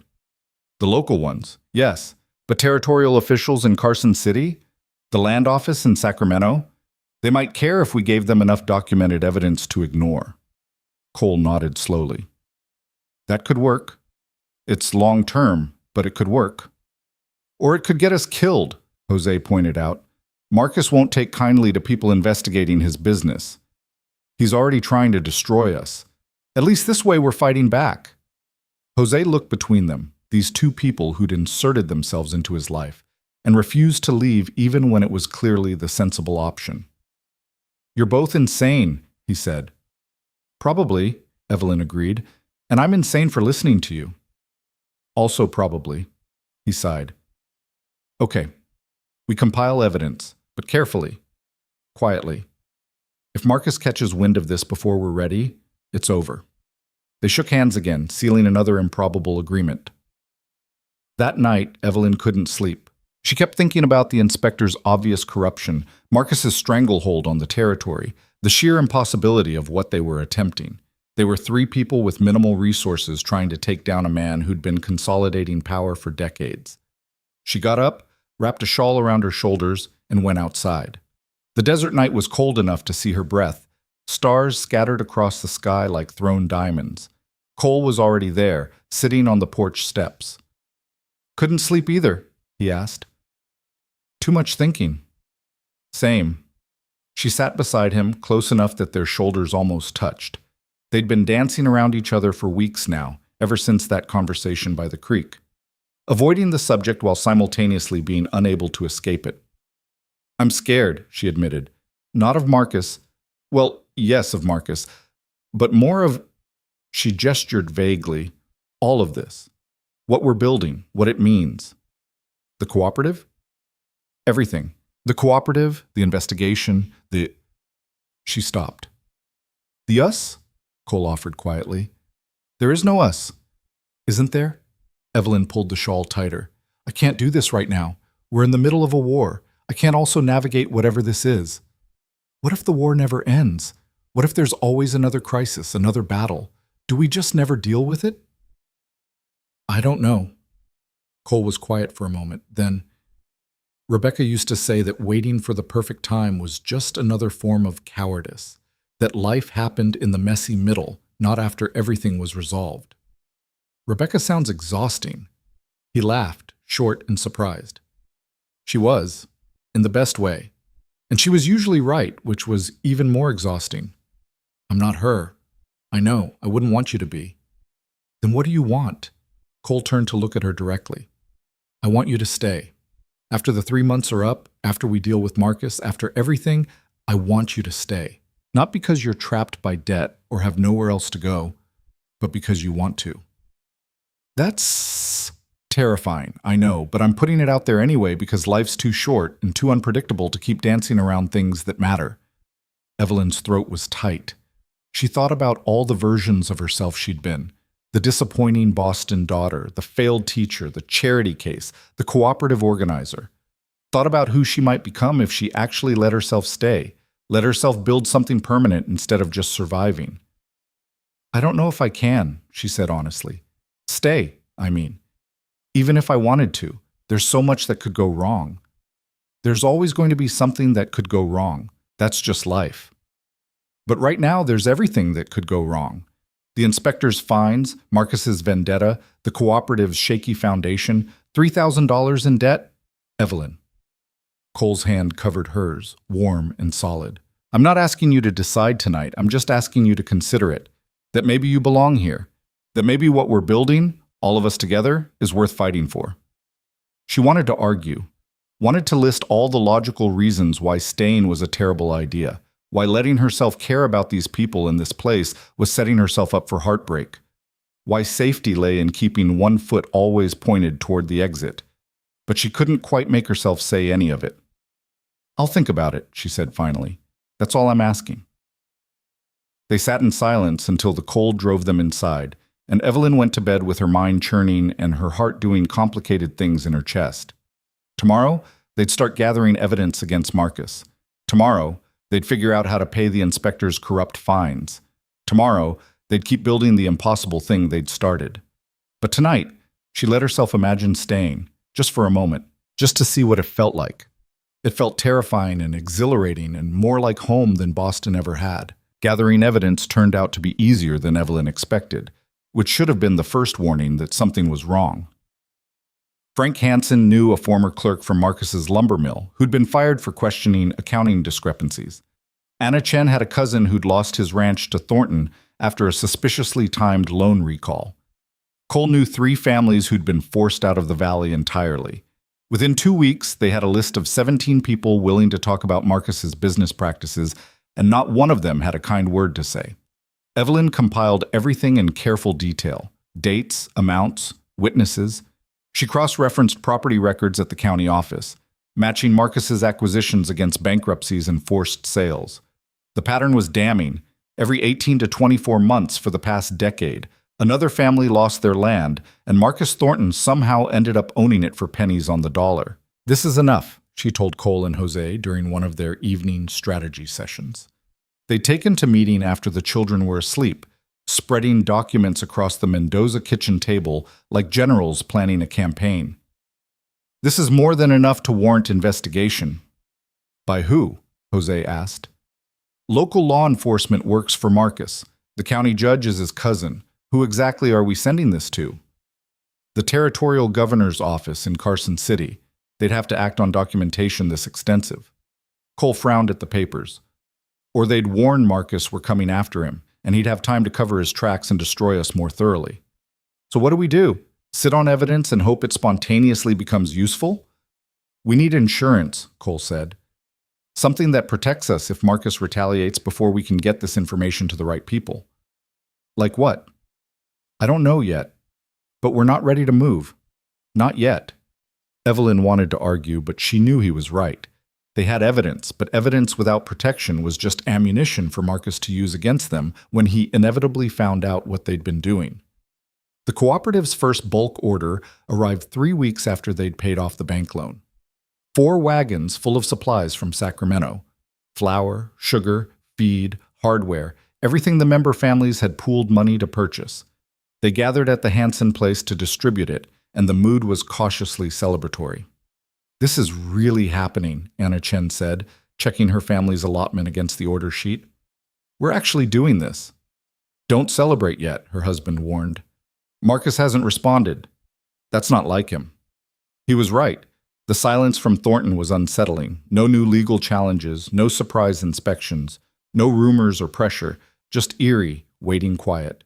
"Maybe he's given up," Maria suggested, though her tone made it clear she didn't believe that for a second. "Or maybe he's planning something big," Jose countered. "Something that'll crush us all at once instead of picking us off individually." The speculation was driving Evelyn mad. She threw herself into work, organizing the cooperative's accounts with obsessive precision, helping Maria with the children, walking property boundaries with Jose to ensure they were prepared if another inspector appeared. Anything to stay busy enough that she didn't have time to worry about what Marcus might be planning or what Cole had said about wanting her to stay. That last part was particularly hard to avoid since Cole kept appearing at the ranch with increasingly transparent excuses. "Just checking on the cattle situation," he'd say, then stay for 3 hours. "Wanted to review the cooperative's purchasing records," he'd claim, then spend most of the time telling stories that made the children laugh. "Brought some tools Jose might need," he'd announce, carrying items Jose clearly already owned. Maria found it hilarious. "He's not exactly subtle." "He's being ridiculous," Evelyn muttered, watching through the window as Cole taught Jose's oldest son to rope fence posts. "He's courting you. It's sweet." "It's inconvenient." "Why? Because you might actually have to admit you care about him?" Evelyn turned away from the window. "We're in the middle of a war with Marcus Thornton. Romance is a distraction we can't afford. Life doesn't stop just because times are hard. If anything, that's when connection matters most." Maria was kneading bread, her hands working the dough with practiced efficiency. "You think Jose and I didn't fall in love during hard times? We had nothing when we married, less than nothing. But we had each other, and that made the struggle bearable. You and Jose are different." "How?" Evelyn struggled for words. "You're suited for each other. You both wanted the same life." "We wanted a life together. The details we figured out as we went. That's how it works." Maria shaped the dough into loaves. "Cole is a good man. You're a good woman. The rest is just logistics. The rest is $3,000 in debt, a vendetta from the most powerful man in the territory, and no certainty that any of us will survive the next 6 months. So, all the more reason not to waste time on uncertainty." Before Evelyn could respond, shouting erupted from outside. She and Maria ran to the porch to find Cole and Jose talking to a rider, one of the Hansen ranch hands, his horse lathered from hard riding. "Fire," the man was saying. "Started about an hour ago, spreading fast. Frank sent me to get help." "Where?" Jose demanded. "The north pasture, near the property line with Thornton's land." Cole and Jose exchanged a look that made Evelyn's blood run cold. "That's not an accident," Cole said. "No, it's not." They mobilized immediately. Jose, Cole, and 3 of the cooperative members rode toward the Hansen place, while Maria and Evelyn stayed behind with the children and prepared supplies: water, bandages, food for the firefighters. Evelyn's hands shook as she worked, rage and fear tangling in her chest. Marcus had finally made his move. The men returned after midnight, exhausted and reeking of smoke. They'd managed to contain the fire before it reached Hansen's buildings, but half his north pasture was destroyed. A full season's grazing gone. "We found evidence of accelerant," Cole said, accepting the coffee Maria pressed into his hands. "Coal oil. Someone said it deliberately." "Did anyone see anything?" Evelyn asked. "No, but the fire started on the property line with Thornton's land, and 2 of his ranch hands were seen in the area earlier that day. That's not proof. It's enough to know what happened." Frank Hansen arrived the next morning, looking 10 years older than he had at the cooperative meeting. "I'm out," he said without preamble. "I can't risk another fire. Can't risk my family. I'm sorry, but I'm done." Jose tried to argue, but there was nothing to say. Hansen was right to be scared. They all should be scared. After he left, the remaining cooperative members gathered at the Mendoza Ranch for an emergency meeting. The mood was grim.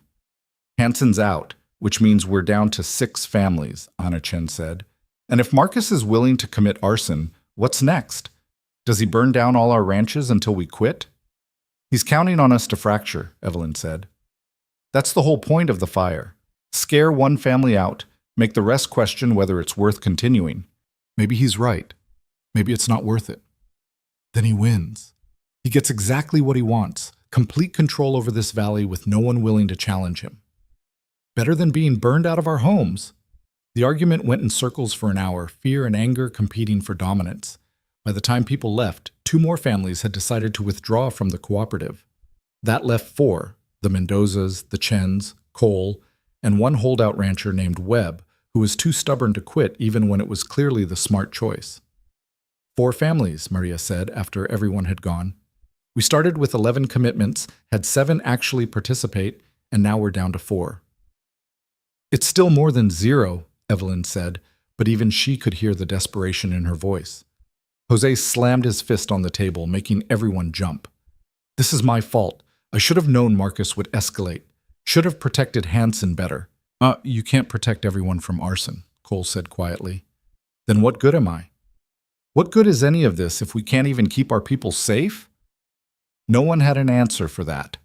That night, Evelyn couldn't sleep again. She kept seeing the fear in Frank Hansen's eyes, hearing Anna Chen question whether survival was worth the cost.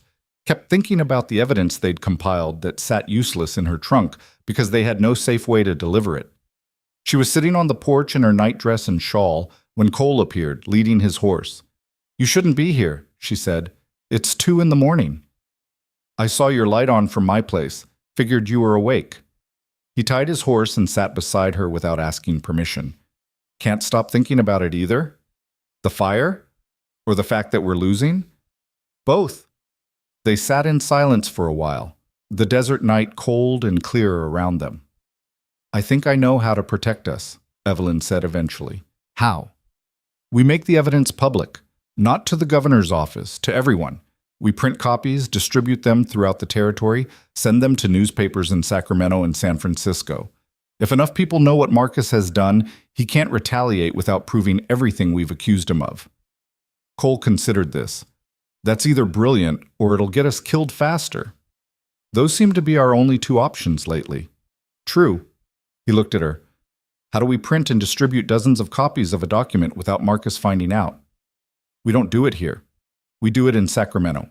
Take the evidence there, hire printers who don't know Marcus, arrange distribution before we ever come back. That takes money we don't have and time we probably don't have either." "I know." Evelyn pulled the shawl tighter against the cold. "But I can't think of another way. We can't sit here waiting for him to pick us off one by one, and we can't fight him directly without protection. So we create protection." "When would we leave?" "As soon as possible. This week, if we can manage it." "We?" Cole's voice was careful. "You, me, Jose, if he can leave the ranch. The three of us go to Sacramento, get this done, come back before Marcus realizes what we're doing. That's a lot of time on the road together. I'm aware. Alone together mostly. Evelyn turned to glare at him. Is that really what you're focused on right now? We're trying to prevent more arsons and possible murders, and you're thinking about... I'm thinking about everything, Cole interrupted. The danger, the strategy, the fact that I'd be spending several days in close quarters with a woman I'm trying very hard not to fall completely in love with. All of it matters. The words hit her like a physical force. Cole, I know. Wrong time, wrong place, too many complications. I've heard all the logical reasons, but logic doesn't change how I feel. Feeling something doesn't make it right. It doesn't make it wrong either. Evelyn stood abruptly, needing movement, needing distance. I can't do this right now. We have an expedition to plan, evidence to organize, a cooperative that's falling apart, and a conversation we keep avoiding that's not going away just because we're busy. Maybe it should go away. Maybe feelings are a luxury we can't afford. Cole stood too, moving closer. Or maybe feelings are what make all of this worth fighting for. Maybe caring about people and places is the only reason to take risks this stupid. That's... Evelyn's voice caught. That's not fair. No, it's not. None of this is fair. But I'm tired of pretending I don't care about you just because the timing's bad. Life is always going to be complicated. There's never going to be a perfect moment. Rebecca said something similar. She was usually right. They stood inches apart, the space between them charged with everything unsaid. Evelyn could feel her resolve crumbling, all the logical reasons why this was a terrible idea dissolving under the weight of his steady gaze. If we do this, she said quietly, if we acknowledge what this is, it changes everything. I know. We could lose. Marcus could destroy us. We could end up with nothing. Or we could win, build something lasting, have a future worth the risk. You're asking me to gamble everything on a possibility. Cole smiled slightly. You already did that when you stepped off the train. This is just another bet. He was right, damn him. She'd been gambling since the moment she'd dropped her bag on that platform, betting against impossible odds that something better waited if she was brave enough to reach for it. I'm terrified, she admitted. Me too. Good, at least one of us is being sensible. Cole laughed, the sound warm and surprised. Then slowly enough that she could have stopped him, he reached out and tucked a strand of hair behind her ear. His hand lingered there, warm against her jaw. I'm going to kiss you now, he said, unless you tell me not to. Evelyn's heart was hammering so hard she could barely hear her own thoughts. Every logical instinct screamed that this was a mistake, that vulnerability was dangerous, that letting herself care this much would only lead to pain. But she was tired of logic, tired of fear, tired of protecting herself from everything that might hurt. Okay, she whispered. He kissed her softly, carefully, like she was something precious that might break. She'd been kissed before, awkward, obligatory kisses at Boston social events by men who thought her family name made her worth pursuing despite her difficult personality. Those had felt like transactions. This felt like coming home. When they broke apart, Cole rested his forehead against hers. I've wanted to do that since the day you didn't get on that train. That's a long time to wait. You were worth waiting for. Evelyn wanted to say something equally romantic, but what came out was, we still have to go to Sacramento, and probably still get killed by Marcus Thornton. Cole laughed again. Always so romantic. Someone has to be practical. No, someone has to be honest. And honestly, I don't care what happens next as long as we face it together. That's definitely going to get us killed. Probably. They kissed again, less carefully this time, and Evelyn let herself fall into it without calculating risks or planning contingencies. Just for this moment, she let herself feel without thinking, want without apologizing, hope without armoring herself against disappointment. When they finally went inside, separately because Maria would never let them hear the end of it otherwise, Evelyn lay awake with her fingers pressed to her lips and a smile she couldn't quite suppress. They were still in impossible debt, still fighting an enemy who could crush them, still holding together a cooperative with 4 families and a prayer. But something had shifted. Some weight she'd been carrying had lightened. She wasn't alone anymore. And maybe that was worth every risk. They told Jose and Maria about the Sacramento plan the next morning. Jose immediately saw the strategic value. Maria immediately saw past it to what else had happened, and her knowing smile made Evelyn want to hide under the table. Sacramento, Maria said innocently. Just the two of you? And Jose, Evelyn said firmly. Actually, Jose said, I should stay here. The ranch can't be left unmanaged, and if Marcus makes another move, someone needs to be here to respond. You and Cole can handle the printing and distribution. Jose, Evelyn started. He's right, Maria interrupted. You don't need 3 people for this. 2 is plenty. Her smile widened. Plenty of time to discuss strategy. We will be discussing strategy, Evelyn said. Of course you will. Exclusively strategy. Absolutely. Cole was trying not to laugh, which wasn't helping. They spent 2 days preparing. Evelyn copied the evidence documents by hand, making duplicates in case something happened to the originals. Cole arranged for supplies and planned the route. 4 days to Sacramento, 2 days for the printing and distribution, 4 days back. 10 days total, assuming nothing went wrong. Things always go wrong, Jose pointed out. Thank you for that encouraging thought, Evelyn said.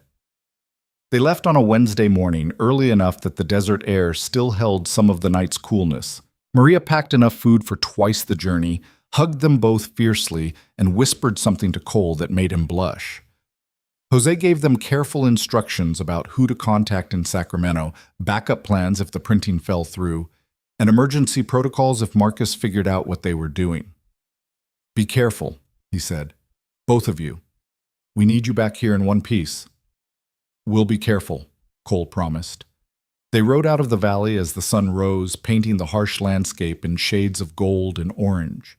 Evelyn looked back once, seeing the Mendoza ranch shrinking in the distance, and felt something twist in her chest. This was her home now, these people, this place, this impossible fight. Somewhere along the way, she'd stopped running and started building, stopped surviving and started living. Now she just had to make sure they all lived long enough to see what they were building. The ride to Sacramento was long and hot and uncomfortable. They followed the main road when possible, camping in the open when necessary. Cole proved to be competent at outdoor survival in ways that made Evelyn feel incompetent, but he never made her feel stupid about it. You're a city woman, he said, showing her how to properly bank a fire for the night. You weren't raised for this. Neither were you, really. You're a rancher, not a wilderness guide. Ranchers spend a lot of time outside. You learn things or you don't survive.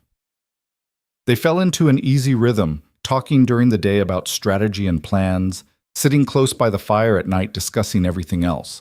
Cole told her more about Rebecca, the guilt he still carried about not encouraging her dreams. Evelyn told him about Boston, the suffocation of society expectations, the relief and terror of leaving. Do you miss it? He asked one night. The city? The culture? Sometimes I miss the libraries, the bookstores, being able to see a play or hear an orchestra. Evelyn stared at the fire. But I don't miss feeling like I was drowning in other people's expectations. I don't miss being constantly wrong just for existing as myself. Silver Creek isn't exactly welcoming. No, but the people who matter there accept me. That's more than Boston ever offered. On the third night, a storm rolled in fast and vicious. They barely had time to secure the horses and take shelter under an outcropping before rain hammered down in sheets. Lightning split the sky, thunder rolling across the desert like cannon fire. They huddled together under Cole's oilcloth coat, pressed close for warmth and protection. Evelyn could feel his heartbeat against her back, steady and strong. Sorry, he said, his voice close to her ear. This wasn't part of the plan. Plans are overrated, says the woman who plans everything. I'm learning flexibility. Cole's arm tightened around her waist. How flexible?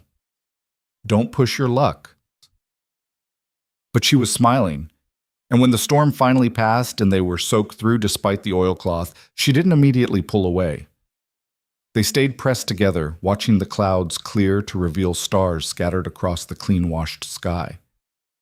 I think I'm falling in love with you, Cole said quietly. Evelyn's breath caught. That's a terrible idea. I know. We're in the middle of nowhere, soaking wet. On our way to potentially start a war with a man who's already tried to destroy us.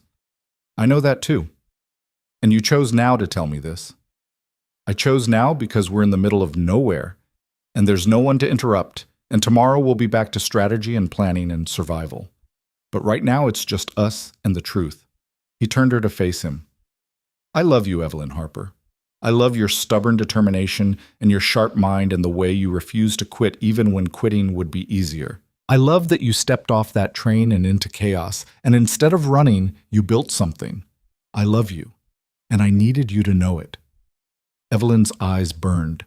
No one had ever said words like that to her. No one had ever seen her completely and loved her anyway. I don't know if I can say it back yet, she admitted. Not because I don't feel it, but because I'm still terrified of what it means. That's okay. I'm not asking you to say anything, just asking you to know it. She kissed him then, there under the stars with their clothes still damp and the smell of rain on the desert air. Kissed him like she was trying to communicate everything she couldn't quite put into words yet. When they finally pulled apart, Cole was smiling. Was that a yes? That was a maybe. Ask me again when we're not in immediate danger of death. So, never? Probably never. They laughed, and Evelyn tucked herself back against his chest, listening to his heartbeat and feeling something she'd been trying not to name finally settle into certainty. She loved him, was falling in love with him, had maybe been falling since that first moment on the platform when he'd asked instead of demanded. And it was terrifying and wonderful and completely impractical. But she was tired of being practical, tired of protecting herself from possibility. So she let herself love him, there in the middle of the Nevada desert with a storm passing and danger waiting and a future uncertain as sunrise. They reached Sacramento on the fourth day, exhausted and trail-worn but alive. The city was overwhelming after months in Silver Creek, noise and people and buildings taller than anything in the valley. Evelyn felt simultaneously exhilarated and claustrophobic. They found a printing shop run by a man named Carlson who asked no questions about why they needed 75 copies of a document detailing corruption and fraud. I print what people pay me to print, he said. None of my business what's in it. While Carlson worked, they arranged distribution. Copies to every major newspaper between Sacramento and Carson City. Copies to the territorial governor's office, the land office, the attorney general. Copies to reform-minded politicians, Maria had suggested. By the time they were done, evidence of Marcus Thornton's dealings would be spread across half the territory. This is either going to work spectacularly or fail catastrophically, Evelyn said as they mailed the last package. No middle ground? Not with something this aggressive. Cole squeezed her hand. Then let's hope for spectacular. They started the journey home the next morning, and Evelyn felt the weight of what they'd done pressing on her with each mile. They'd committed to open warfare now. There was no going back, no peaceful resolution possible. Marcus Thornton would come for them with everything he had, and they'd have to be ready. They saw the smoke from 5 miles out. Cole spotted it first, a dark smudge against the afternoon sky that could have been a brush fire, or a controlled burn, or any of a dozen harmless things. But Evelyn knew, the way you know in your gut when something's gone catastrophically wrong, that it wasn't harmless at all. That's coming from the valley, she said. Cole was already urging his horse faster. Could be anything. It's not anything. They rode hard, the Sacramento packages barely secured in their saddlebags. Evidence of Marcus Thornton's corruption distributed across the territory and completely useless if he'd already destroyed everyone they cared about. Evelyn's heart hammered against her ribs, scenarios spinning through her mind, each worse than the last. The Mendoza Ranch appeared around the ridge, and relief flooded through her so intensely she felt dizzy.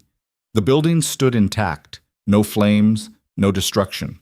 But the smoke was thicker here, and she could see people gathered in the yard, too many people for a normal day.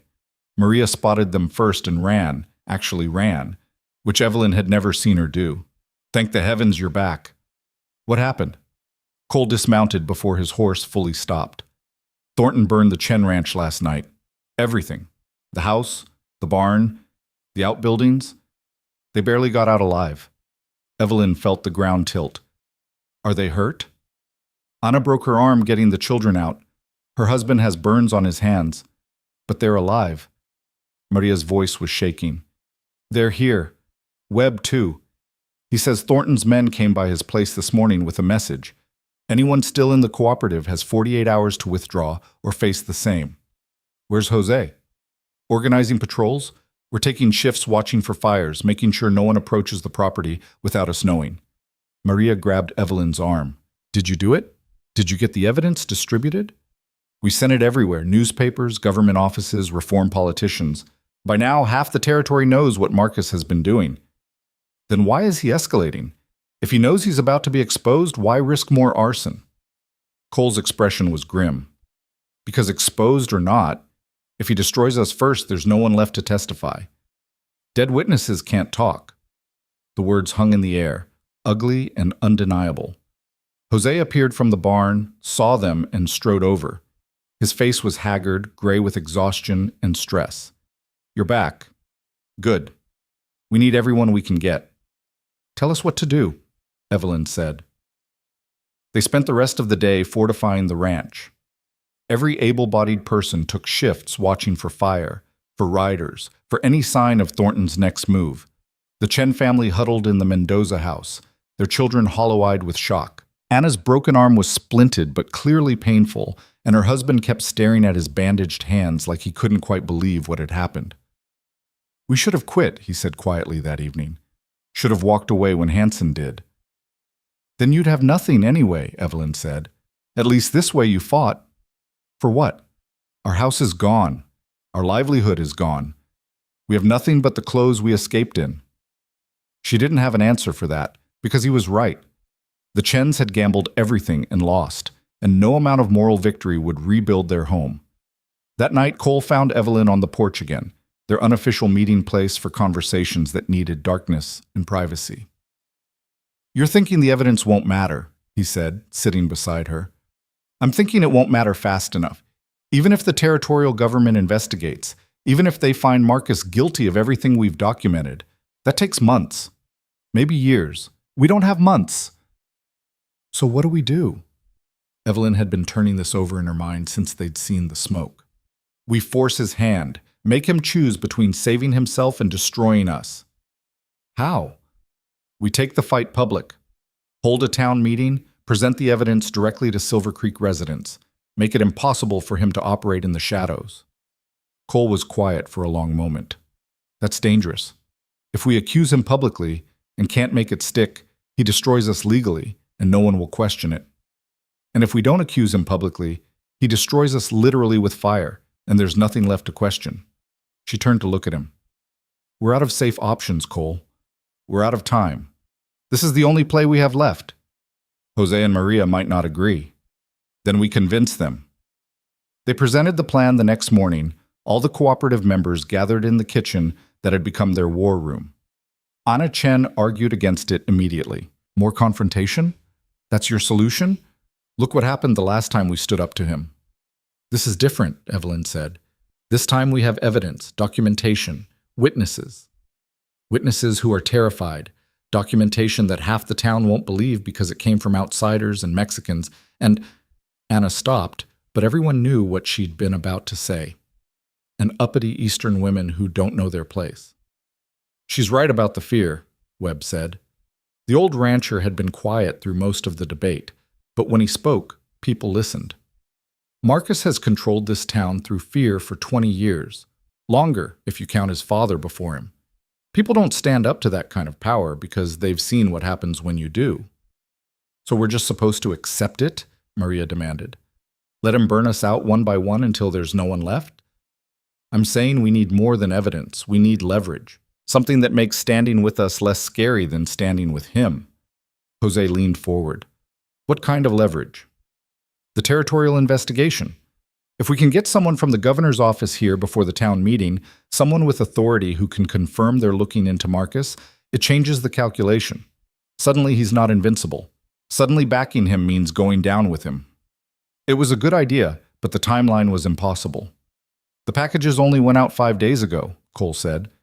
There's no way the territorial government has even opened them yet, let alone started an investigation. Then we make them move faster. Evelyn was already thinking through possibilities. We send telegrams directly to the governor, the attorney general, anyone who matters. Tell them lives are at risk.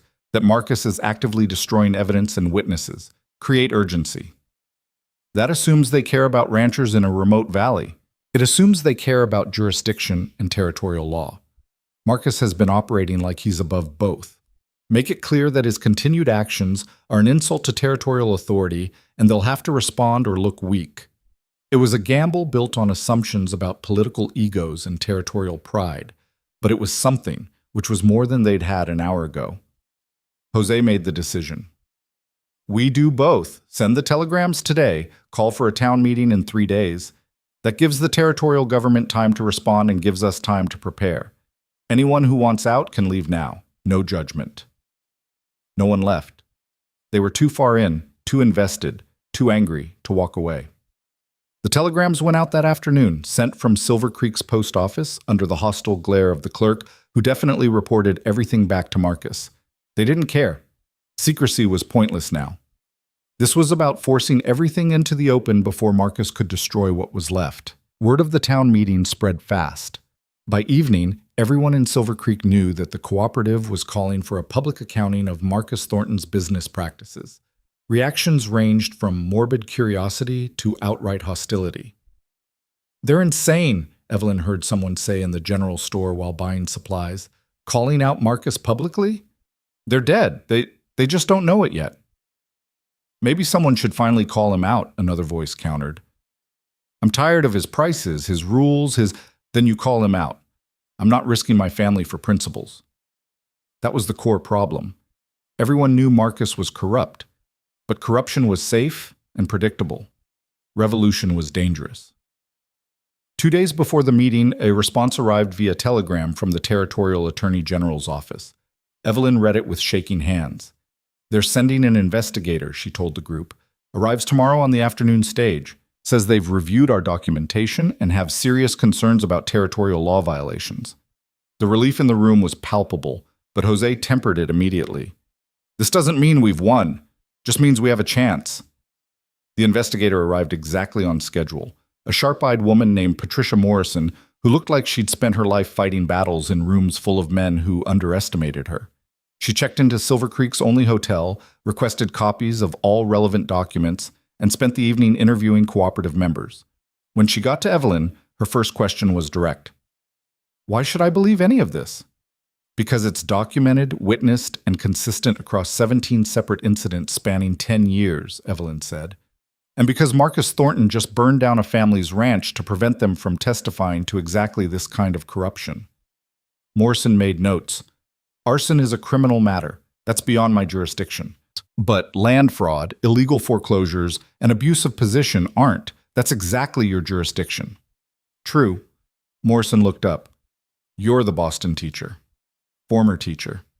I've heard about you. The town calls you a troublemaker. The town calls me worse than that. Morrison smiled slightly. Good. Troublemakers get things done. Are you prepared to testify formally to everything you've documented? Yes.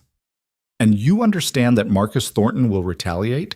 That he'll use every legal and illegal means available to destroy your credibility? He's already doing that. At least this way someone with authority is paying attention. Morrison closed her notebook. I'll be at your town meeting tomorrow. I won't intervene. I'm here to observe and gather evidence. But my presence should make it clear that the territorial government is watching. What you do with that is up to you. The town meeting was scheduled for 7 o'clock at the community hall, the only building in Silver Creek large enough to hold everyone who wanted to attend. By 6:30, the place was packed. Evelyn stood outside with Jose, Maria, and Cole, watching people file in. Ranchers they knew, townspeople who'd been neutral, and Marcus Thornton supporters who were clearly there to defend him. Last chance to run, Cole murmured. Where would we even go at this point? Fair point. Marcus arrived at 5 minutes to 7, flanked by his supporters and dressed like he was attending a funeral. His eyes found Evelyn immediately, and the rage in them was cold and controlled. He knew what was coming, and he'd prepared. This was going to be ugly. The hall went quiet when Jose stood at the front. He looked scared, which was probably good. Showed he was human, not some radical rabble-rouser. Just a man trying to protect his family. Thank you all for coming, he started. I know this is unusual, calling a town meeting like this, But we have information that the community needs to hear about business practices that have affected many of us over the years. This is slander, Marcus called out. You're making accusations you can't prove against a man who's done nothing but support this town. Then let us present the evidence, Evelyn said, standing. And everyone can judge for themselves. She'd rehearsed this, organized her thoughts, prepared for every possible objection. But standing in front of 50 hostile faces with Marcus Thornton's cold fury boring into her, the words momentarily stuck. Then she looked at Anna Chen, holding her children with one good arm. At Maria, standing firm despite the fear in her eyes. At Cole, who nodded once, steady and certain. She found her voice. For the past decade, Marcus Thornton has systematically acquired land in this valley through fraudulent foreclosures, manipulated loan terms, and deliberately created conditions that bankrupted families and forced them to sell. She pulled out the first document. This is the Johnson family, foreclosed on after their loan was called in early, despite never missing a payment. Marcus bought their property for 40 cents on the dollar. They defaulted, Marcus said. That's a matter of public record. Public record that was altered after the fact. We have the original loan agreement, signed by both parties, with different terms than what appears in the county files. Murmuring rippled through the crowd. Evelyn pressed forward, document after document, family after family. The pattern was undeniable. Each time someone challenged Marcus's control, their loans were mysteriously called in, their credit suddenly questioned, their businesses mysteriously struggling. And each time Marcus ended up with their land. Halfway through her presentation, someone stood up. It was Frank Hansen, who'd withdrawn from the cooperative after the fire. She's right, he said. Everything she's saying, I've seen it happen. My neighbor lost his ranch 5 years ago exactly this way. I thought it was bad luck, but it was Marcus. Another voice joined in. The Hendersons, too. They fought his prices at the lumber mill, and suddenly their mortgage was in default. The murmurs grew louder. Marcus's supporters tried to shout down the dissent, but more voices kept joining, people who'd been silent for years suddenly willing to speak now that someone else had gone first. Morrison, sitting in the back, was taking notes rapidly. Marcus stood, and the room quieted immediately. Old habits died hard. This is an orchestrated attack by people who owe me money and want to avoid their debts, he said, his voice calm and reasonable. Miss Harper is a failed teacher who I had removed for inappropriate conduct. Jose Mendoza has been behind on payments for years. Cole Bennett is trying to destroy me because I wouldn't approve a loan for his failing ranch. This is revenge, nothing more. Then explain the 17 documented cases, Evelyn said. Explain the testimony from people who have no connection to any of us. Explain why your land acquisitions perfectly correlate with bankruptcies and forced sales. I don't have to explain anything to a group of malcontents and a woman who should have left this territory months ago. The contempt in his voice was absolute, and it was exactly what Evelyn had been waiting for. You're right, she said quietly. You don't have to explain anything to us, but you will have to explain it to her. She pointed to Morrison, who stood. Patricia Morrison, Territorial Attorney General's Office. Mr. Thornton, I'm here investigating allegations of land fraud, illegal foreclosures, and abuse of banking authority. Based on what I've heard tonight and the documentation I've reviewed, I'll be recommending a full criminal investigation. You'll be receiving a formal notice within the week. The room exploded, shouting, accusations flying, Marcus's supporters trying to discredit Morrison while his opponents demanded immediate action. It was chaos, exactly the kind of public fracturing that Marcus had spent years preventing. His control was breaking, right there in front of everyone. Marcus tried to restore order, but his voice was drowned out. He looked around the room, seeing decades of carefully maintained fear and respect crumbling, and for the first time, Evelyn saw uncertainty cross his face. He'd lost, and he knew it. The meeting dissolved into smaller arguments and discussions. Morrison left after confirming she'd be in Silver Creek for the next week conducting interviews. Marcus walked out with his remaining supporters, and Evelyn watched him go, feeling exhausted and triumphant, and still waiting for the other shoe to drop. That went better than expected, Cole said. Or we've just made him desperate enough to do something truly destructive, Jose countered. Either way, it's done. The investigation is happening, the town knows the truth, and we're still standing. Maria hugged Evelyn fiercely. You did it. You actually did it. We did it. All of us. But Evelyn knew the real test was still coming. Marcus wouldn't accept defeat gracefully. He'd retaliate somehow, and they needed to be ready. The retaliation came at dawn 3 days later. Not fire this time, but something more insidious. Legal documents served to every cooperative member. Lawsuits for defamation, destruction of reputation, business interference. Marcus was trying to bankrupt them through legal fees, even if the criminal investigation went forward. This is going to cost thousands to defend against, Anna Chen said, staring at her papers. We don't have thousands. He knows that, Webb said. He's betting we can't afford to fight on both legal and financial fronts. They were right. Even with Morrison's investigation, even with the town turning against Marcus, he still had enough resources to crush them through the courts if they couldn't afford proper defense. Evelyn was trying to calculate impossible numbers when a telegram arrived. She opened it, read it twice, and started laughing. What? Maria demanded. It's from my father. Evelyn's voice was shaking. He says he's been following the situation through newspaper reports. Says he's impressed by our... She checked the wording again. Our display of commercial acumen and territorial backbone. He's offering to cover legal defense costs as an investment in what he calls a promising venture. Your father wants to invest in the cooperative? Apparently fighting corrupt land barons is good business sense. Who knew? The telegram also mentioned that her mother was horrified. Her sister thought she'd completely lost her mind, and Boston society had declared her a lost cause. Evelyn had never been happier to be a disappointment. With legal defense secured, they pushed forward. Morrison's investigation uncovered more evidence than even Evelyn had documented. Bank records that Marcus had thought were hidden. Testimony from former employees who'd been waiting for someone with authority to finally ask questions. The case against him grew from credible to overwhelming. Marcus tried to flee 6 weeks later, made it as far as the Nevada border before territorial marshals caught him. His trial was quick, the evidence damning, and when the verdict came down, guilty on 14 counts of fraud, illegal foreclosure, and criminal conspiracy. Silver Creek celebrated like they'd won a war. Because they had. The cooperative expanded rapidly after Marcus's conviction. Without his price manipulation and intimidation, more families joined.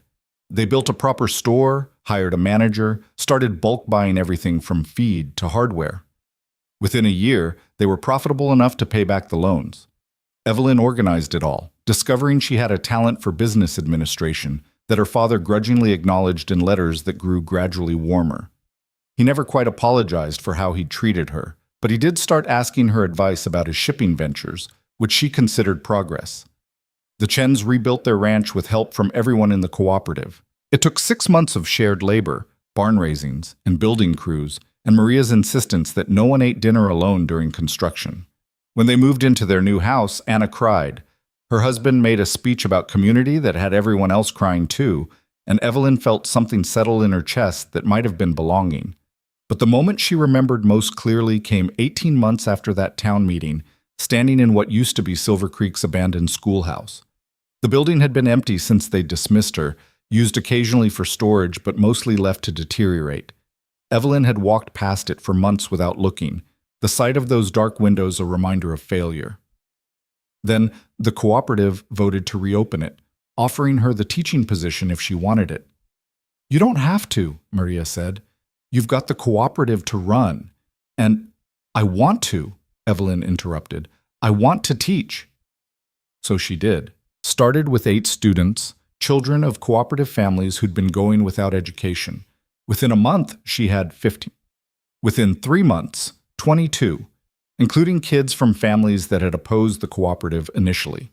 She taught them Shakespeare and mathematics and history, and when Marcus Thornton's former supporters complained that she was too radical, too inappropriate, too Eastern, she smiled and kept teaching. They'd already burned her out once. She'd survived, rebuilt, and won. Their disapproval meant nothing now. Cole proposed on a Tuesday evening, 6 months after the school reopened. They were sitting by the creek, their spot now, worn smooth from countless evenings of talking and planning and simply existing together. I know the timing's not perfect, he said. We're still paying off debts, the cooperative's expanding faster than we can manage, And you're running yourself ragged between teaching and bookkeeping. Cole, Evelyn interrupted. If you're waiting for perfect timing, we're both going to die of old age first. He laughed. Fair point. So here's my imperfect proposal. Marry me. Not because you need rescuing or security or any practical reason, but because I love you and you love me, and we've built something worth continuing together. That's the least romantic proposal I've ever heard. You want romance? Fine. Evelyn Harper, you're the most stubborn, brilliant, infuriating woman I've ever met, and I want to spend the rest of my life arguing with you about strategy and laughing at your terrible bread and watching you terrify powerful men just by existing. Marry me. My bread isn't terrible anymore. It's still not great. That's your proposal? Insulting my baking? That's my proposal being honest. You hate flowery declarations. He was right, damn him. She did hate flowery declarations. But she loved him. This man who'd stopped her from boarding that train, who'd risked everything when logic said to cut losses, who looked at her sharp edges and saw strength instead of flaw. Yes, she said. Yes?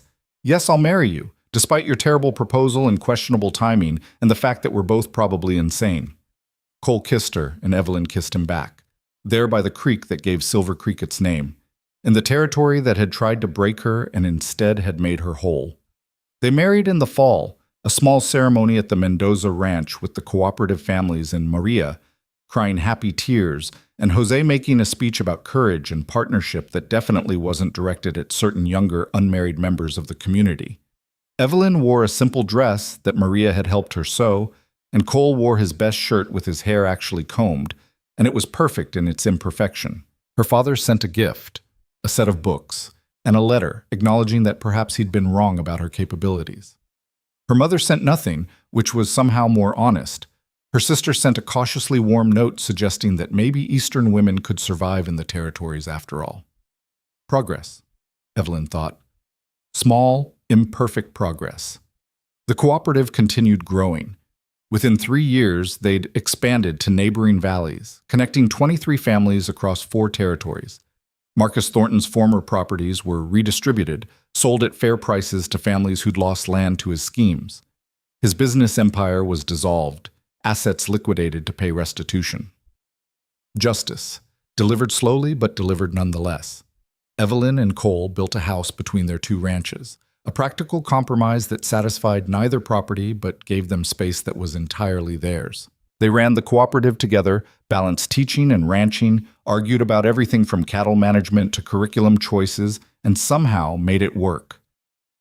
5 years after that town meeting, Evelyn stood in front of her classroom and looked at the 32 students scattered across the benches. Cooperative kids and town kids, Mexican families and white families, children of ranchers and children of shopkeepers, all learning together because someone had finally stood up and said the old ways weren't working. Miss Harper? One of the younger students raised her hand. Is it true you used to be from Boston? Mrs. Bennett now, Evelyn corrected gently. And yes, I'm from Boston originally. Why did you leave? Boston's supposed to be fancy. Evelyn considered her answer carefully. These children deserved honesty, not platitudes. Because fancy isn't the same as happy, she said. Boston had libraries and theaters and all the culture anyone could want, but it also had very strict rules about who people could be and what they could do. I didn't fit those rules. So you came here. So I came here. And it was hard and scary, and I almost left a dozen times. But I stayed, and I found people who let me be myself. And we built something together that's better than what any of us could have built alone. That's the cooperative, right? That's the cooperative. That's this school. That's this whole community, really. It's what happens when people decide to work together instead of letting one person control everything. The children nodded, absorbing this, and Evelyn felt something warm spread through her chest. These kids were growing up in a different Silver Creek than the one she'd arrived to. Growing up seeing cooperation instead of competition, community instead of isolation. Growing up knowing that change was possible if you were brave enough to fight for it. That evening, she found Cole in their kitchen, attempting to cook dinner and failing spectacularly. Smoke rose from something burning in the skillet, and he was swearing creatively at the stove. Need help? She asked. I'm fine. You're burning whatever that is. It's supposed to be dark. It's supposed to be edible. Cole abandoned the skillet with relief. Thank goodness you're home. I'm useless at this. You're useless at cooking. You're excellent at approximately 12 other things. Name them. Ranching, negotiating, standing up to corrupt land barons, being annoyingly right about things, making me laugh when I'm stressed, kissing me in ways that, okay, that's 11 things. What's the 12th? Evelyn moved closer, sliding her arms around his waist. Loving me when I'm difficult. You're always difficult. Exactly. He kissed her, soft and familiar, and they stood in their smoke-filled kitchen being completely impractical and absolutely content. Maria stopped by earlier, Cole said when they broke apart. Asked if we'd thought about the Carson City expansion. The cooperative had been discussing opening a branch in Nevada's capital, a massive undertaking that would require travel and organization and risk. Evelyn's first instinct was to calculate problems, but she'd learned to calculate possibilities too. What do you think? She asked. I think it's ambitious and potentially foolish and exactly the kind of thing we seem to do well. Cole smiled. I think if we'd played it safe, we'd both be miserable right now. So why start being cautious now? That's terrible logic. It's consistent logic. Evelyn laughed. He was right. They'd built everything they had on terrible odds and stubborn determination. Why stop now? Let's do it, she said. But I want Anna and her husband involved from the start. They've earned it. Agreed. They planned late into the night, mapping possibilities and calculating risks, and somewhere in the middle of discussing supply routes, Evelyn realized she was happy. Genuinely, deeply happy in a way she'd never been in Boston's suffocating propriety or even in those early desperate days in Silver Creek. She'd found her place, not by accepting what was offered or making herself smaller to fit existing spaces, but by carving out something new entirely, by refusing to quit when quitting made sense, by building alliances when isolation seemed safer, by loving when protecting herself seemed smarter. 10 years after that moment on the train platform, Evelyn stood on the porch of her home and watched the sun set over the valley she'd helped transform. The cooperative store stood where Marcus's monopoly had been. The schoolhouse was full of children learning to think critically instead of obediently. Families that had barely survived were now thriving, working together instead of being played against each other. Cole joined her, sliding an arm around her waist. Thinking about Boston, thinking about how far we've come. Regrets? Evelyn considered the question seriously. There had been struggles, years of debt they'd only recently finished paying off. Conflicts within the cooperative that had tested friendships. The constant work of building something new instead of accepting something established. The whispers that never completely stopped about the Eastern woman who'd disrupted everything. No, she said finally. No regrets. Not even the terrible first 6 months? Especially not those. They taught me I was stronger than I thought. Cole kissed the top of her head. You were always that strong. You just needed a place that let you prove it. Maybe he was right, or maybe she'd become strong through the proving. Either way, she was here, and she was whole, and she'd built a life that terrified and fulfilled her in equal measure. The desert wind picked up, carrying the smell of sage and dust and possibility. Somewhere in the distance, coyotes called to each other. The valley settled into evening, full of people living lives they'd fought for instead of lives they'd been given. Evelyn thought about that moment on the platform again, the split second when she'd dropped her bag and chose chaos over safety. It had been reckless and impulsive and possibly stupid. It had also been the best decision of her life. Come inside, Cole said. Maria's coming over with the kids, and Jose's bringing something he's calling stew, but I have my doubts. Is it going to be as bad as your dinner attempt? Probably worse, but at least it'll be memorable.